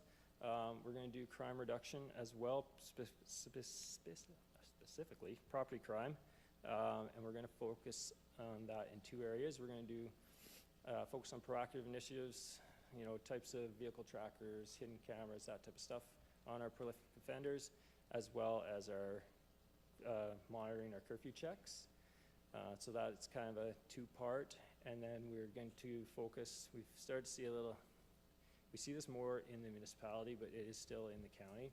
We've had an uptick in mental health calls, addiction calls, and so we're going to do an organized crime focus and focus on drug trafficking enforcement as well, trying to tackle some of the people who choose to profit off of addiction. So those will be our priorities for this year. The other thing I wanted to highlight, Dwayne talked about Mr. Hambury, Justin, and just to highlight, I know those searches weren't done in Brazeau, but we had warrants out of the Drayton Valley Detachment for him for doing an arson and break and enter in this, just outside of Drayton here as well. So, that crime was everywhere. He was wanted out of I don't know how many different detachments. So that's credit to Thor's Regret, and they did a great job on that. That was truly a criminal who was working the whole central Alberta area. In May, we got involved in a file, it just so happens to be with his brother. So basically, Evansburg got called to a break-in area just north of our area here. When they showed up, they asked for assistance from us right away. We headed up there. The Evansburg vehicle got rammed. 2 trucks were in a residence breaking into it. Got rammed when they come out. Pursuit started. We managed to get resources from Parkland. Air 1 Edmonton came out to help us. And then us and Merithorpe came down for a time to try and get into it, but kind of got out of it. But at the end of the result, by working all that, we managed to get the 1 vehicle stopped with a spike belt, and 2 ran, and Air 1 was able to track them in, and our members were able to arrest them in the woods. And then the other vehicle actually made it all the way. It was like 90 kilometers. We followed it, and it got spiked just outside of kind of just south of Drayton here in the county, and we managed to get that individual under custody as well. So we had Lloyd Hanbury, who's Justin's brother. He was arrested and charged with a whole bunch of property.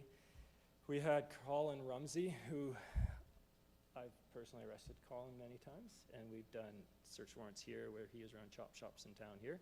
He's one of our individuals who's back out and not in condition, so he was the one who rammed the police officer with the truck, disabling it. So he's held in jail now on a significant number of charges, and we had Royston Watson, who I've put cuffs on him more than once as well. He's a prolific offender in our area, who was also out, and he's held in custody as well. So it just shows, as an organization, we can kind of gear up from everywhere. That was 4 different detachments involved on 1 file, plus grabbing EPS resources using the helicopter from EPS to bring successful resolution of that. I'm hoping, with those 3 in jail, Justin in jail, and we have a few more targets we need to put in jail, and then hopefully it's a quieter summer. You know, it kind of creates a little more connection, and the fact that their names are publicly shamed is a good thing, I think. As long as the charges are sworn in court, it's public record, we can lay the names. I will highlight one more thing, and this is one where I can't say the name yet because the charge isn't sworn in court yet, but we run a bait property program with our oilfield companies here, where we have a certain number of bait properties sitting out at oilfield sites at all times in our area. And one of those was stolen, so we had a success there where we managed to have one of our properties stolen. There's an individual, 2 individuals actually from Drayton Valley that are facing charges. Those charges aren't sworn yet, so I won't say the names, but they're facing charges of theft for that. So that's a success. I mean, we all know we have thousands of sites as we push west, and so it's hard to enforce and be everywhere, but we basically use crime mapping and different techniques to choose where we're putting those items, and we managed to have success. So yeah, we're doing what we can. I got 3 kind of questions. So the first one, and I know we talked about it, but just the level of violence against police. We tend to hear a lot of these like ramming and shooting. That tends to be an urban thing. I know both of you have many years under your service. Is it getting worse? You're seeing more and more of it? I would say yes. Yeah. We're seeing the level of violence that people are willing to commit against police, I'd say, is higher. Yeah. It's escalating. Yeah, it's escalating. Yeah. Okay. That's not a good thing. The third thing, the 2 unnamed that have been charged or sworn, or not sworn in yet, are they known to police? Yes. Okay. Well known. Well known, Yes. okay. And the other one is, both of them are well known. are you doing your detachment open house? We are actually. Normally I it's in forgot to June, and I mention haven't that. seen So, anything. Yes, I had that as something to mention. We are doing it tomorrow. So you guys are all welcome to come down. The detachment open house starts at 11 tomorrow, and it'll go till 2 to 3. We do tours, we showcase different units of the detachment. Fire's there, search and rescue will be there with us. There's a few other things that are set up. It's done in partnership with Victim Services. They do lots of legwork on that. But that is tomorrow starting at 11. So come on by, grab a hot dog. The only other I can confirm, we're on AFRAX, which is our radio system. I'm meeting with Colin and Lee tomorrow. We'll be signing that MOU tomorrow at 3. So, but I think they're on it as of Monday this week. I think your county officers are on it. So that's good news.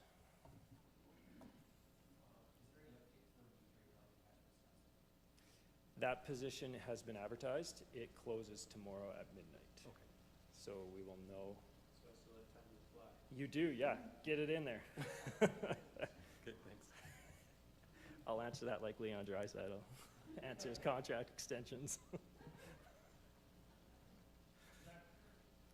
I had one question for sure. For the Drayton Valley Municipal Library, I'm on that board, and staff have asked more than a couple of times, like, they're not too sure. If there's a unattended backpack shoved in a corner, could be drugs, they don't know. Who do they call for something like that? Is that best to call community peace officer, or is that something the police need to be, or SMP need to get involved in? I would recommend that to a peace officer, just because peace it's like an unintended backpack. There's so many options that could be. Depending, I guess, if they know whose backpack it was, but that's something the Drayton peace officers definitely could attend to. And they're getting a little more staffed there. I know there was a staffing issue there for a while where they didn't have anybody to call, but we now do have the peace officers in Drayton that they can call. What about a knife? So a knife drops out of somebody's, lands there and they walk away from it, but it's a weapon, I suppose. That's again community peace officer? Yeah, you could still call it peace officer. Knives are tricky, because a knife, depending on who's carrying it, means a completely different thing.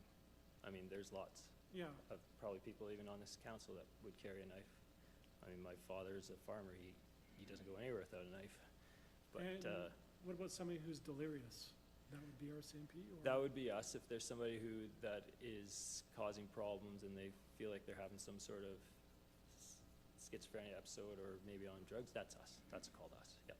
Have we called you on things that maybe we shouldn't have, or anything you could recommend, or? I mean, that's a hard question. People do call the police with things that aren't police matters just because they don't know who else to call. Okay. We get that, we kind of like, we often joke we're the jack of all trades for all things for people often, where I think sometimes that's just education, whether that's actually a police call or whether we can direct that somewhere else, but, yeah. Okay, thank you.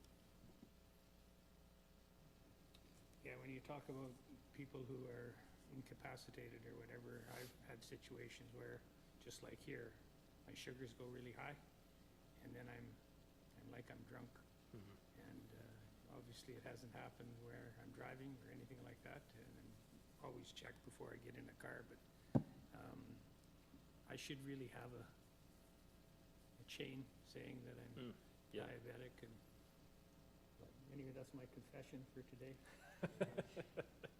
Anyway, thanks Thank you. for all you do there, so. Yep, you're welcome. And as Kara said before, we appreciate all that you do, so. Thank you. Okay. Dick, sorry, Cody. Go ahead, Cody. I just noticed that during your report, you didn't mention who won the dodgeball game. We had many games. I believe, though, we decided at the final game, whoever won the final game was the winner, and we were the winners. Though we did have to recruit some teachers because we were getting killed at first, so. Officer right now? We do, yeah. Yeah, I thought so. Constable Renard's still there, yep. Okay. Yep.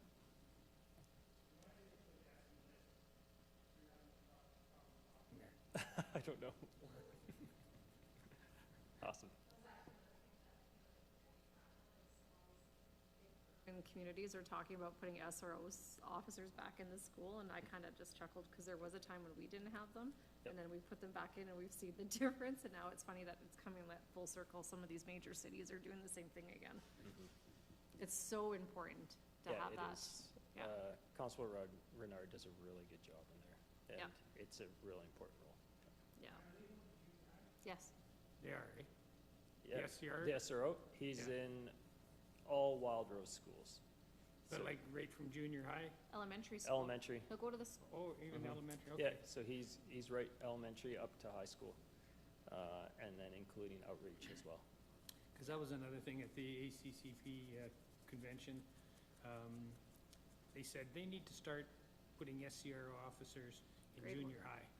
And that's why I had to ask the question, do we do that? So, He actually, he spends a lot of time at HW, the old HW, I guess it's now Powerhouse campus, Powerhouse.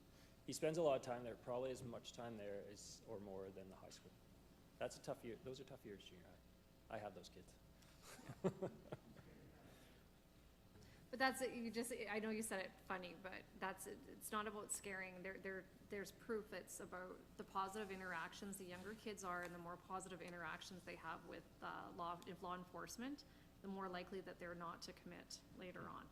I can't remember where those statistics and that information, I know I've seen it somewhere, but there's a huge, huge correlation to that, having a positive experience, so, yeah. Okay, Awesome. Okay. thanks again. Yeah, you're welcome. Take the rest of the day off.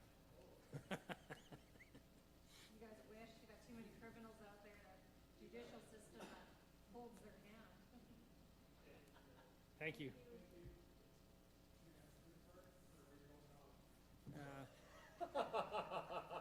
Am I what?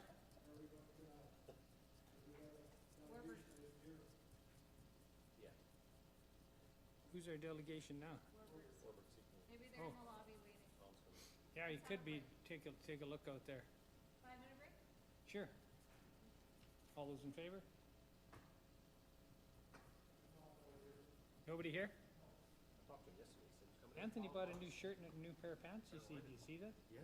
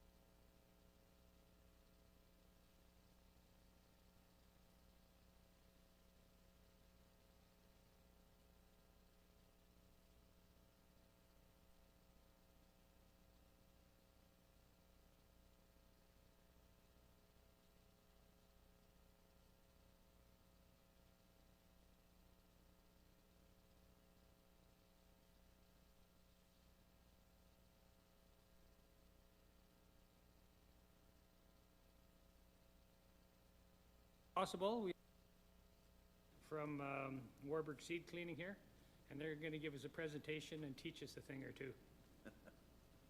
So take it away. Okay, Oh, maybe for the record, state your name, Tom, and Tom Luthi with the Warburg Seed Cleaning Co-op. you got to speak about 6-8 inches from the microphone here. The Okay. acoustics in this place is horrible.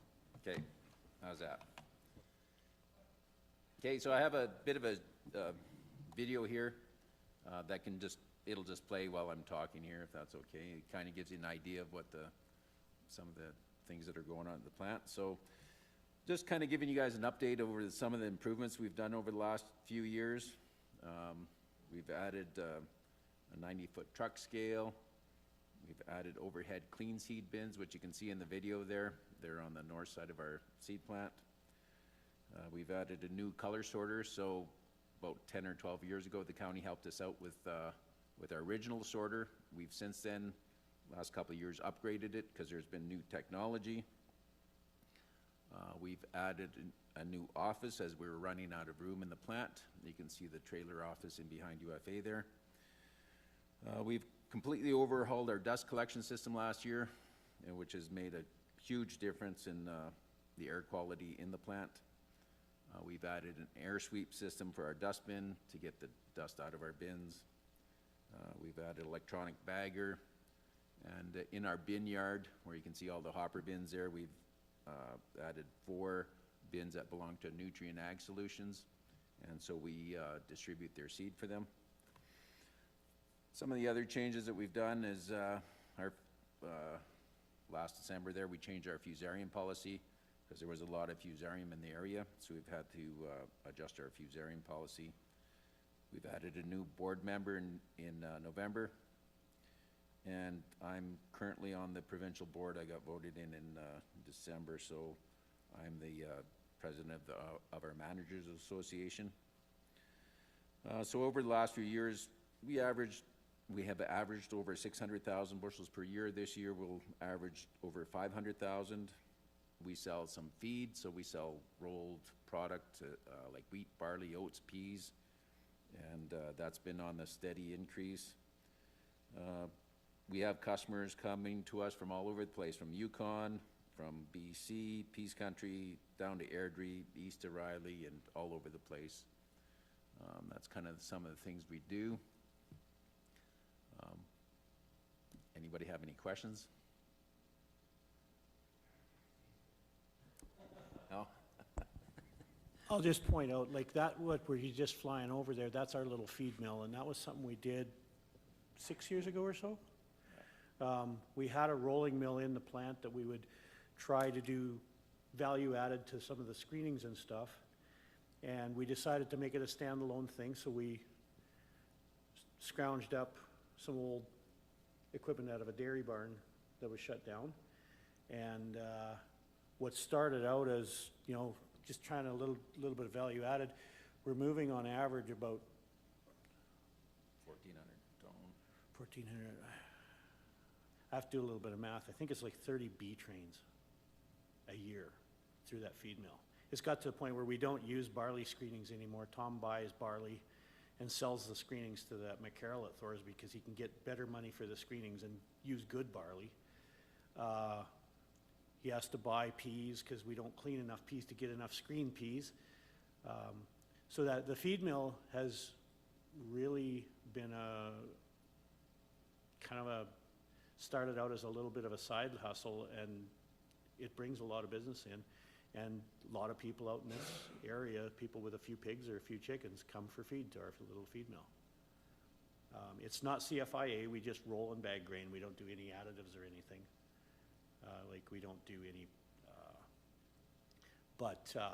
yeah, that's been quite a bit of, you know, and then like that bin yard, that's all farmer-owned bins.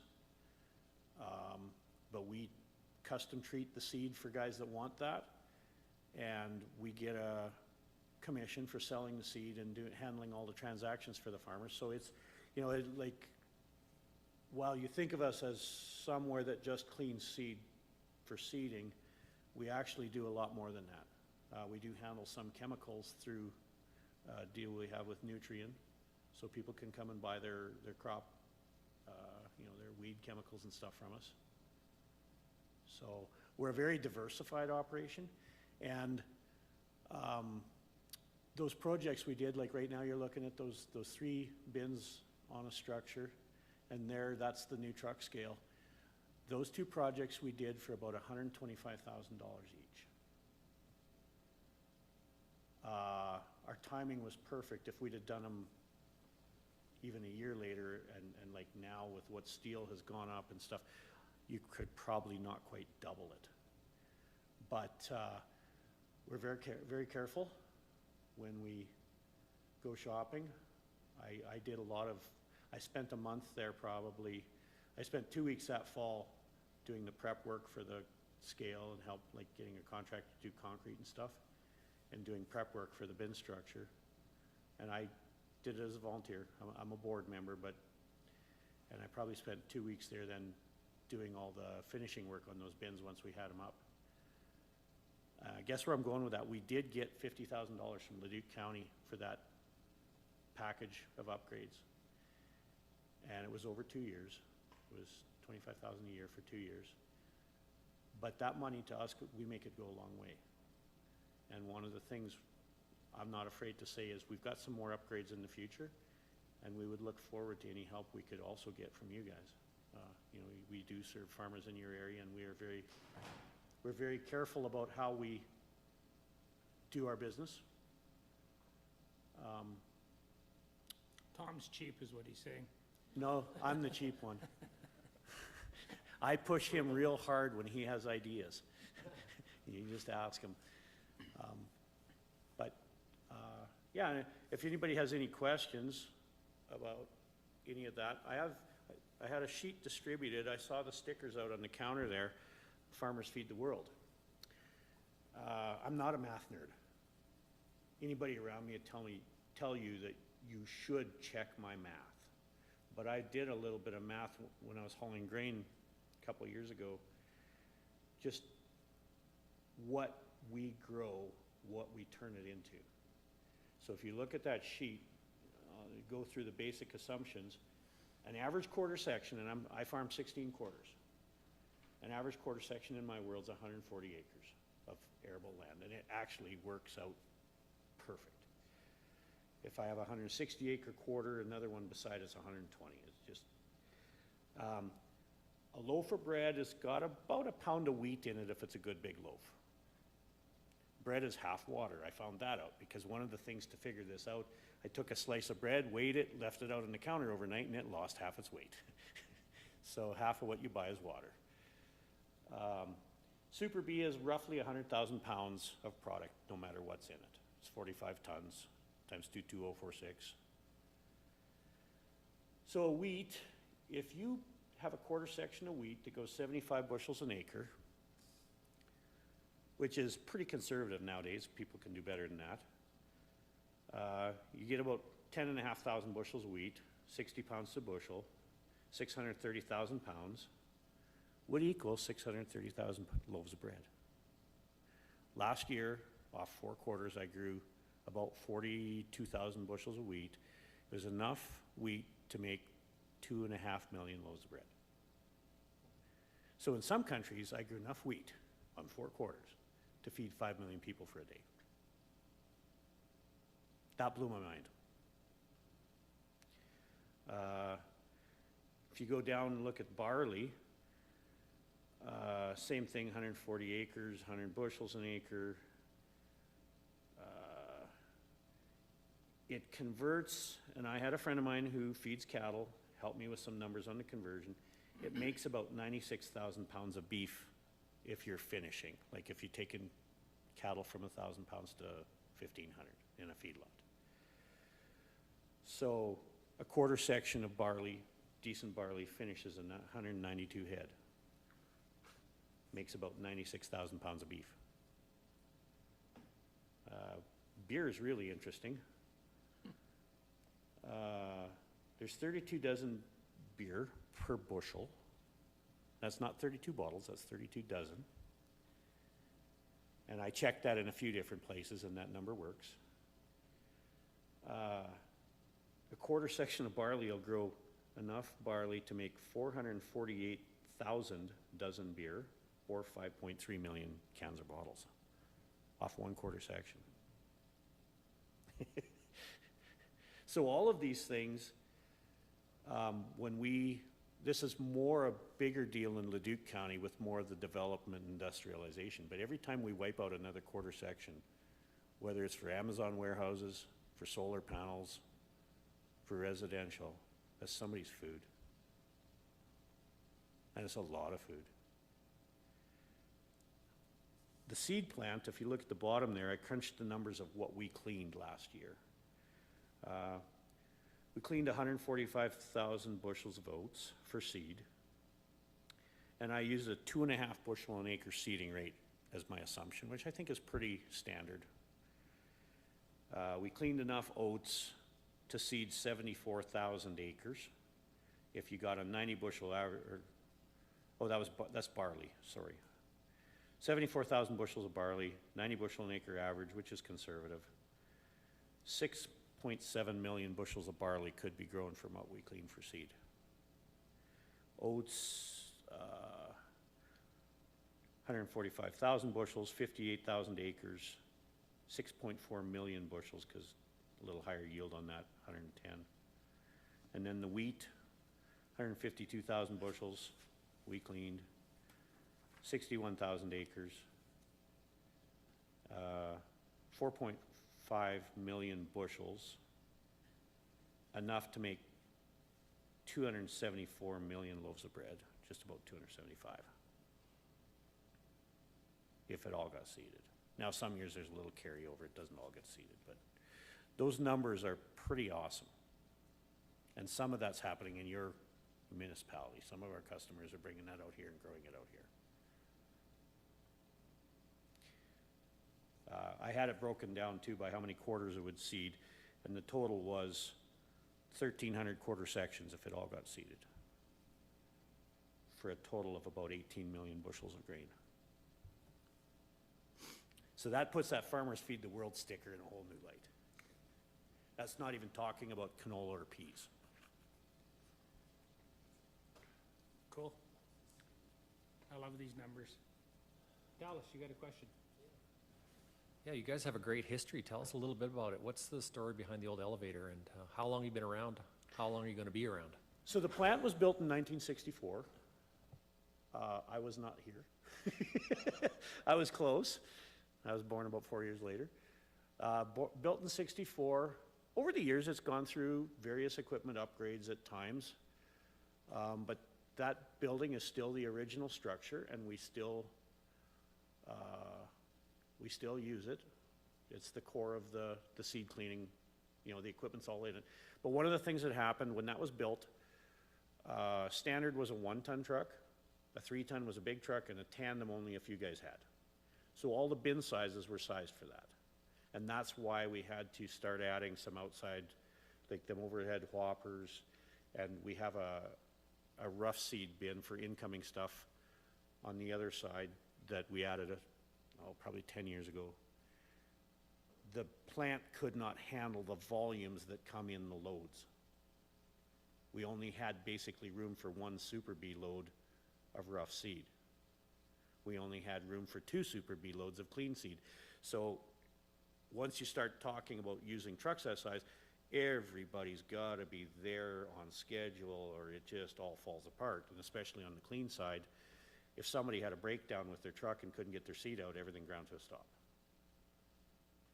So the actual equipment still cleans roughly the same speed that it always did. We've upgraded it and it does a little better, but the volumes of the lot sizes we handle is the biggest thing that's changed.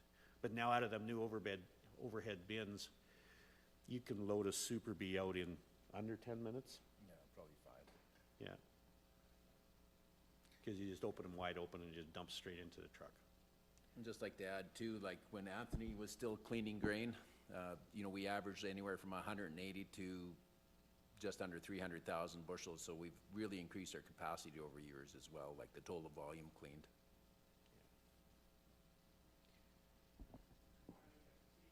on the other side of that green fence there.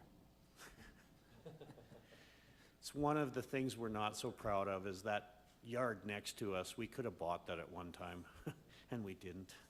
And now we'd love to, and we can't. The guy won't sell it to us. Space is an issue for us, like the bin yard is full. We are looking at some upgrades in the next couple years on, we're looking at putting in a sort of a pre-cleaner to take a lot of the stuff out of the stuff coming in so that we can run it through the other machines faster. But because of footprint and space issues, it's something we have to spend a lot of time planning, and it's gonna be a fairly major undertaking just because we have to fit it into our existing footprint in the building. It's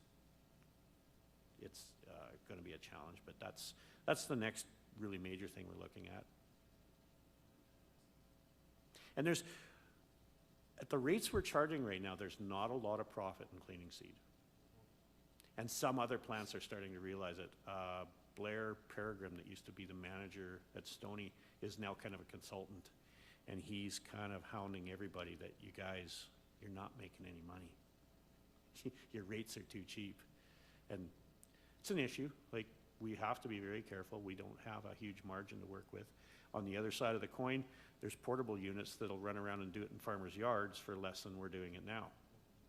So we have this tension that we have to have high-quality work to justify people bringing their product and paying a little extra.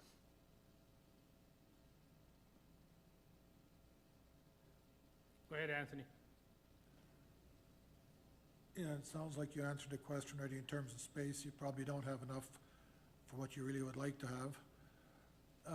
The other thing that maybe you haven't mentioned is that you guys sell quite a bit of chemical for fertilizer and grass seed. Yeah. And especially for the area here, you're probably one of our closest fertilizer suppliers, I would guess. At least maybe you guys can speak to that, but how much volume do you sell in those three different other categories, like fertilizer, grass seed, and the like? Well, I guess for the grass seed, we sell probably around $300,000 worth a year, which is probably, I don't know, I think around 1,200 bags of grass seed or forage seed. Those numbers might have changed and gone up a little bit. Fertilizer, we've gone through, I think, 8 Super B loads of 4600, so that'd be roughly over 300 ton. And then herbicides, that can vary quite a bit, because we're not that far away from Calmar where they sell a lot of herbicides. So, but we still sell a decent amount, probably around $200,000 worth a year, give or take. Okay, thank you.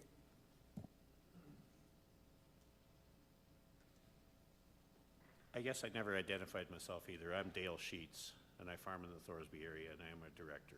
Are you related to Chris, though? Yes.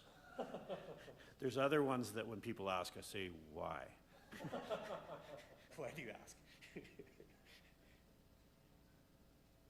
We're cousins. Oh, great presentation. Appreciate that. Appreciate you guys coming here. I talk about that, you guys are a pretty frugal organization that run really by farmers. And so you can stretch those dollars a lot further, which is what you said in your presentation. You're looking at me going, I'm the check, Bart? Whenever we get a presentation, we talk about it afterwards and put it on the next agenda, and we'll see where the county's at. We'll certainly let you know. We appreciate the opportunity both to promote the plant and, when we do decide to do something, we're always appreciative of any financial help we can get. And to get everybody, we have to tell our story as an ag industry better. It was a presentation that we had a year and a half ago at our co-op convention in Edmonton. The guy was talking about telling our story. And I had already made a similar presentation to Leduc County that spring, and he's talking about just telling our story, and I'm like, what's he talking about? And after a while, I realized I already did this. But we have to put things into a language that the people around us, that you answer to, and that we want to support us in the community, that they understand. So, Helps with that too. yeah. You know, I can remember about 2 things, but if I have a piece of paper, I can remember it all. So, Okay, thank you very much. yeah, thanks. Take the rest of the day off. Can I just pull it out? Nice day. Really, thanks for coming in.